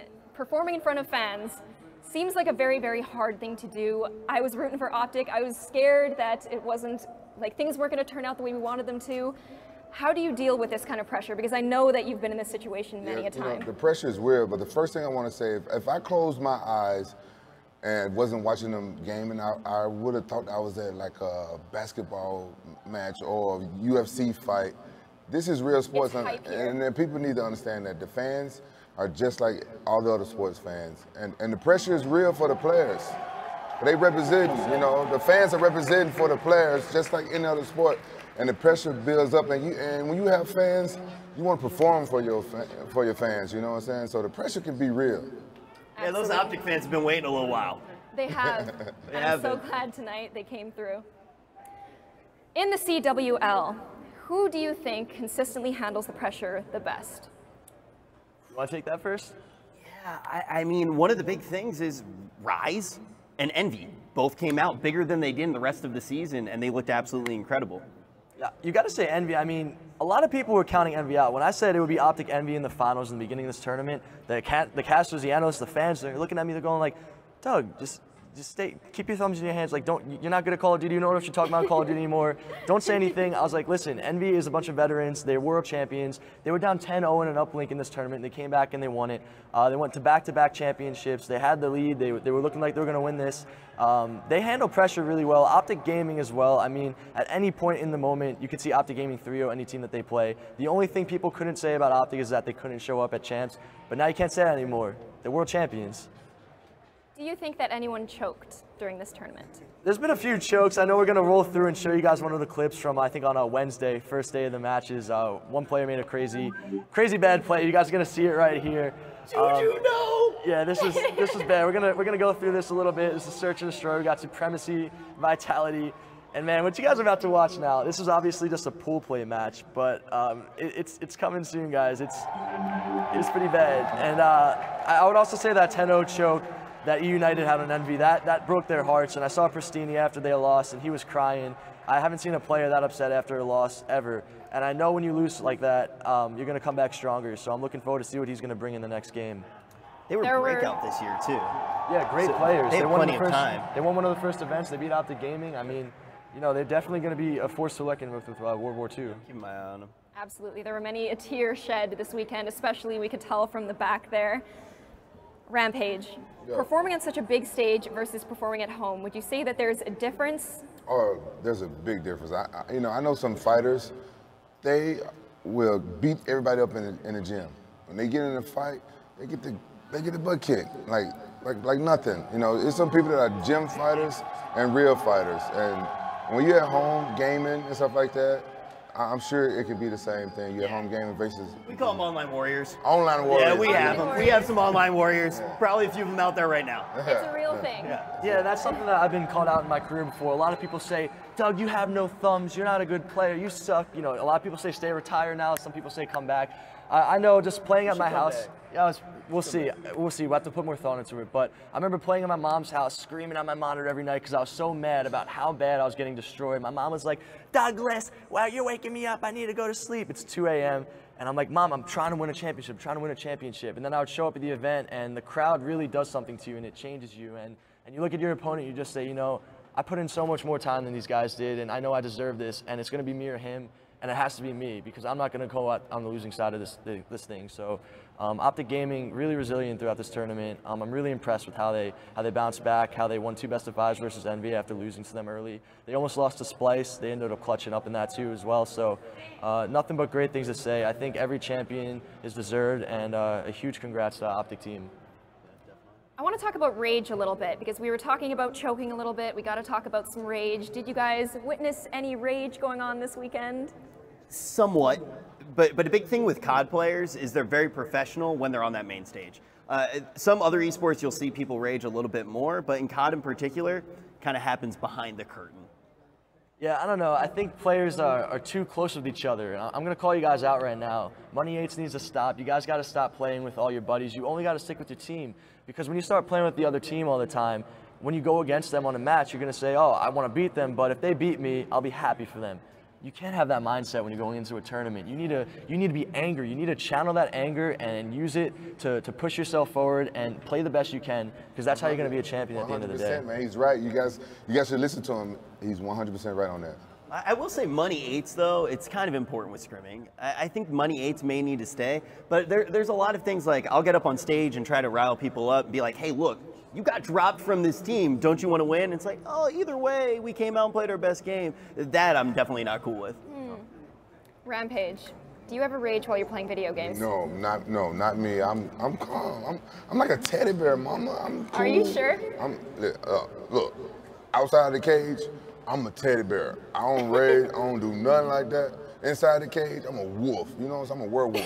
Okay, I'm pretty sure I have something to prove the commentary. What? Oh no. Oh. Yeah, that's how I rage too. Oh man. Okay, well, it seems, I mean, that's normal. Normal. I don't know what happened there. Don't let her watch that. Oh man. Look, I can explain. I can explain that. No way. That's the way I wish I could rage. Yeah, I'm gonna stick to throwing water bottles. Can we switch seats? We move. I can explain. That was my twin brother. That's not me. My twin brother is. There are 2 of you running around? Yes, 2 of us, and he goes. I gotta get out of this venue right now. He goes and do stuff for me. He goes and do gigs for me. That wasn't me. I'm a teddy bear. Sensor, do you have any questions for Rampage? I do have a question for you, man. First of all, it's a pleasure to have you here. I'm honored to be here. And there's a really important question I want to ask you. It's something that I've been thinking about a lot. For a lot of viewers out there, they know I've been playing Call of Duty for a long time. I wanted to grow a personal brand. I wanted to branch out from Call of Duty while staying true to my roots. You are an MMA professional. You ended up being an actor as well and having a career in acting, and that's something that I inspire to do. Do you have any advice for somebody who started off with MMA and went into acting? For me, I want to go into Call of Duty into acting, so I want to know, is there anything you could recommend for me to do? Bro, I'm gonna tell you, that's good, man. I like the way you thinking and stuff like that, because you know, acting is so much fun. It's like you get to pretend to be a kid. My advice to you would be, go seek out a good agency. Go seek out a good agency. If you have any acting training, good, but keep training it. Keep practicing. Get you a good acting coach. I wouldn't say go to acting classes. Don't go to the classes. Get you an acting coach, individual, and then you'll meet people. It's all about relation. Like in Hollywood, you'll meet people. That's how I got into it. I just knew one guy. He was into fighting. He started making movies. I was injured, so I couldn't do a fight, but I did a movie, and I ended up liking it. And, you know, just go for it. Whatever you put in your mind, you can achieve. And honestly, man, I'll be down to do a movie with you, man. You cool people. As long as it doesn't involve you killing me, then we're good. We're down. No, man. We could be teammates on something. You know what I'm saying? Yeah, man. Yeah, it's cool. I think like minds. I think you know, powerful minds think alike, and I think if you have the willpower to do something, you could achieve it. Yeah, it's true. And I respect the things that you've done. That's real true. That's to real. win in the UFC and then to go in a movie and in the act, it's definitely not an easy thing to do. But I think if you really put your mind to it, it's achievable. Thanks, man. Yeah, How sweet. How about you, Rich? That's not the only thing you've been up to. You're pretty involved with gaming, and I know you've been streaming a lot. How did that happen? Was it a natural progression? This is the thing. I've been gaming my whole life. I'm 39 years old. I've probably been playing video games for 35 years. I got an older brother that is 6 years older than me, so I was a snotty-nosed kid crying for his controller, you know what I'm saying? And my friend Monkey Stump and I, we met playing Call of Duty back in '06. I think it was Black Ops or something like that, and he was a fan of me. He knew my voice. He was like, "You're Rampage Jackson, aren't you?" I'm like, "No, man, no. I'm just trying to play Call of Duty." He was compromised. Yeah, and me and him became friends, and he helped me change my screen name and stuff so people know. And we've been playing video games for a long time. And present date, we trying to play video games, but we need more people to play with. It was just me and him. I didn't have a lot of people to play video games with. He said, "If you start a Twitch stream, you will always have people to play video games with." And so now I play with my subs, and my subs are becoming my friends because when you're a professional athlete or whatever, you don't have a lot of real friends. The friends that you have in the gaming world, the friends you meet online, those are becoming your real friends. Like me, my online personality is different from when I leave my house. Like I can't trust people. You know how when you get famous, man. That's the price of fame. Like you lose all privacy. You can't trust everybody around you. So when I play video games, those guys can't rip me off or nothing. They can't do anything for me. They either like me or don't like me, and so. I became really good friends with Monkey Stump, and we still play video games together. It's about the game. It's about the game. It's about the game, and that's how I got on Twitch. And then I didn't know I was going to like it, and now I love it. Speaking of privacy, I wanted to ask about your kids a little bit. Are there any particular trends that they're into right now? I know that they got you into gaming. Oh yeah, you know what? My two younger kids they're half Japanese, so they have like some funky culture. They bring home stuff from Japan and stuff all the time. They got a lot of crazy trends. And my daughter, she's got the little fidget spinner. Of course. Yeah. Of course. But my older boys, they're into sneakers and stuff like that. They're all into like Jordans and all these different shoes I ain't never heard of. What about Yeezys, man? What about Yeezys? How about some Yeezys? Yeah, what the Yeezys, hell? bro? What kind of foot is that? These may or may not be attaches. But do they wear any? We've noticed, we've been watching a lot of Recon, we've been hanging out in the hotel with a lot of the players, and it seems like every single one of them wears Yeezys. Those are my Yeezys right there. Those are mine right there. Look. Put that camera back on me. Zoom in on that. I like Yeezy right there. That's me right there. I like Gucci. Like I like Gucci, but Yeezy, I guess that's what your thing is. Why are they so popular among gamers? I don't know exactly how it happened, but we saw some players wearing like 3 pairs of Yeezys in the same day. I saw Patrick, Aches, you're watching this right now. We know it's you. You brought 3 pairs of Yeezys to you with champs. Why? I don't get it. I brought 3 pairs of shoes. He brought 3 pairs of Yeezys. Now, listen, Pat, I respect you, but I want to be calling out all the other pro players right now. Obviously, I wasn't too around in the scene throughout the year, but what I've been hearing is that all the players wear the zebra Yeezys or they wear the bread Yeezys. I don't understand why everybody's going out and buying the Yeezy and following this hype train. If you're really a fan of the shoe, you have to go out and get the originals. I'm calling you guys out right now. Get the originals if you are real fans of the shoe. If not, then just admit that you're following the hype. There's nothing wrong with that. You see the new ones, though? The new ones are sick. Yeah, guys, they're really very, sick. very expensive shoes. I mean, I don't see it. You can get them for $200 when they come out. If you're lucky. So do you think they're sweet? Or do you think they're weak? Like, what do you think, guys? Okay, overall, I don't think you can generalize with the Yeezys. I think the zebras are whack. I think the Oxford tans are pretty sweet, though. Yeah. I'll give you that. I'm a Yeezy fan. I'm saying they're sweet. Absolutely. Rampage? For $200, sweet. $2,000, weak. Rampage, are you a big meme guy? Like, are you a memer? Are you into it? I'm a memer. I love memes. Oh yeah, I love memes. I like to create memes. You do? Yeah, one of my secret hobbies, but it ain't a secret now. Sensor, Rich? A little bit of a memer. Yeah. Just a little bit? I've memed a little bit this weekend. I don't know if I'd feel comfortable calling myself a memer, but I enjoy them. We're kind of professional memers. Let's look at some of our favorite memes from the weekend. Oh Who did man, it what is better? that? Is that our MVP? That's it's our potential MVP. I don't know, who did it better? Who did it better, Cassie? He won it. Look at that face. Look at his face. Formal looks scary. He looks He's scary. a scary guy. I don't mean this as an insult. For some reason, Formal scares me a little bit more than you. And I just saw you kicking the door.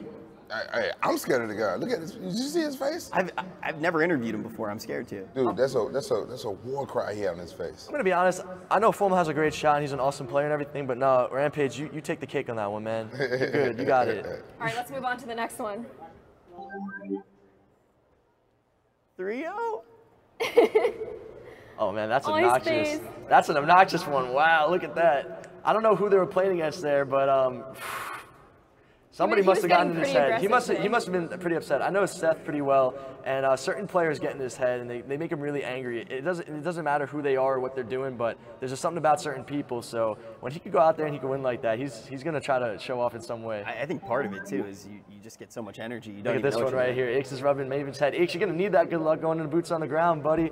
Oh man, he needs everything he can get. I mean, Maven's head is kind of just a meme in general. Right, yeah, you can just take a straight face of him and it'll be good. That's hilarious, though. That's funny. Oh, man. Oh, Clayster. That was me when I saw Rampage Jackson's highlights from his championship run. I was like, oh, what? That meme's been everywhere. I see that like 3 times a day on Twitter. That's a good one for sure. Pretty prolific. This is not what Kaplan is feeling like right now. He does not feel like that after losing those 2 best-of-5s. Wow. Yeah, he almost won back-to-back championships, but after that, he's not feeling that way anymore. He's feeling like the other meme, the choke. Can we pull that one up? The other one of Jake, he's holding up the choke sign.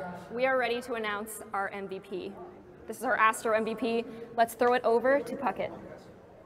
Thank you so much, Cassie. That's right. I am here with Optic Gaming's Formal, and it is time to hand over the Astro MVP. Formal, for your performance this weekend, you deserve back-to-back MVP awards. This one coming with a $25,000 check. And this man is all smiles. You said back-to-back. How meaningful is this for you? I can't put it into words, man. It does not feel real at all. It's just, I just feel like a legend with my teammates. We're just legends at this point, and it's just so awesome. So awesome. You have cemented your spot in Call of Duty history, and you were telling me this finally had to go our way. It was time for us to win it. What was going wrong in the past? Why did it take until today to secure your first ring? I wish I could tell you, man, but I know there's a reason that we stuck together. Even though we failed at the past couple, we knew we could do this, so that's the whole reason. This is what it's all worth, you know? We just made the team for this reason right here, and just get in the ring, so I don't know. I'm just so happy. And we're seeing some of your highlights. You were a monster. Game in, game out. You looked at all the players on the stage. We knew one guy was going to be consistent. One guy was always going to be challenging for the 40 bomb, even a 50 bomb at times. What is it about your gameplay? What do you do? How do you set yourself up for success on such a consistent basis? That's the thing. It's not me. It's my teammates. I really mean that. I'm not just saying it because it's cliche. They allow me to play like that and do the flashy stuff. So I owe all of that to them. I remember watching you back at the Call of Duty Ghost Championship. You now have your ring in Call of Duty Infinite Warfare, and coming out in November, we have the new title, World War II. We're going back to boots on the ground. What can we expect from Formal come November? I don't know. Laser beams, I don't know. Just consistency. Just so much great gameplay. Well, laser beams in November, but tonight it's all champagne. Let's send it back to Cassie on the desk. Absolutely, and congratulations to Formal. I love it, man. Matt, enjoy that one, man. I know you're standing right around the hole for me, but enjoy this one while you have it, man. You deserve this MVP. It was well-deserved. You put in a lot of hours, and I'm happy for him. He's usually all business, and he's just smiling like crazy right now. I haven't seen him that happy in my life. I can't think of a time that I've seen him smiling on stream, so I feel really good. I'm glad that he's enjoying it right now. I think it's because he got all that pressure off of him. You know, there's been a lot of talk saying Formal can't show up at Champs. For him to win the MVP, to win the ring, I think all the pressure's finally off, and he's going to take a nice long break going into World War II. This was his first championship Sunday at Champs. Right. Which is huge. And also, like, there's that talk, like, whether or not Optic can be the best team in Call of Duty history without winning a Champs. No argument anymore. Absolutely. So, World War II, boots on the ground. Are you guys excited for it? Are you going to body slam some people, Rampage? I've seen you do that before. Oh, yes. I like body slamming people. Oh, You yeah. do? Oh, yeah. I'm excited to see it. Oh, no! Wow. All right, It's I'm more hot. scared of you now. I'm not scared of Formula 1. Stop, he's already dead. Is that you or your twin brother? That was me. That was you right there, okay. That was me. That wasn't the twin. Yeah, I got the scars right here to prove it. That slam right there gave me 30 stitches. Wow. Because his head bounced off the ring and headbutted me. Boys, thoughts on World War II? Wait, you beat him so bad that you hurt yourself? I hurt myself. On my 26th birthday. Never forget that slam. You look like, that's what you look like when you're 26? I was 26. He's gonna cry. All right, so World War II is gonna be a great game. Boots on the ground. It's the Call of Duty we all know and love. I'm really excited for this new year. I expect really big things, and I think the scene's only gonna get bigger. I just can't wait for WrestleMania.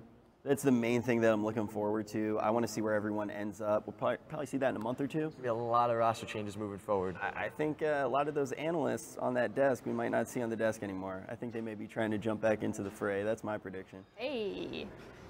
Rampage, what's next for you? Are you going to be streaming any World War II? Yeah, I'm going to check it out. You know what I'm saying? Yeah, I'm going to check it out. I'd most definitely be streaming World War II because my chat, I play with my subs, and they like always want me to play like all these different games that I'm not good at so they can kick my butt at it and make fun of me. So I'm gonna have to practice a little bit first before I start streaming it. But my chat, they just troll me, man. My subs just troll me because I'm not as good at video games as other people on stream because, you know, I'm a pro fighter. I'm not a pro gamer. You know what I'm saying? I enjoy playing video games, but I'm not the best by far. But they So you're just more of a personality. Yeah, I'm more of a personality. And we can catch you on Twitch? Yeah. I stream on Twitch. I do, I do video game streams and I do IRL streams. Great. IRL streams. Those are fun to watch. That's fun, yeah. All right, Spencer and Rich, final thoughts? Yeah, it was a great weekend. I want to give a huge thank you to all you guys who are sticking around, watching us on the live stream right now, who support a competitive Call of Duty, who have putting us in this position today to be able to do this as a living, as a career, and to have players like Formal enjoy moments like this because these are things we're going to remember for the rest of our lives. So thank you guys. Some of the best COD I've ever seen. And also, I just want to give a major shout out to the crowd. Got to do a few of those walk-ins, and my teeth were shaking when people were cheering for Optic. It was absolutely incredible. So thank you, everyone who came. Thank you so much to everybody for tuning into Overtime. Remember, guys, to tune into the MLG.TV following all major esports events to catch Overtime. Our next Overtime will be live at BlizzCon. Be sure to check out the giveaway. We're giving away a trip for two, any domestic CWL event of your choice, airfare and hotel included for any two of you. And check out the MLG Twitter. Retweet it, guys, before midnight tonight for a chance to win. And thank you so much. Thank you.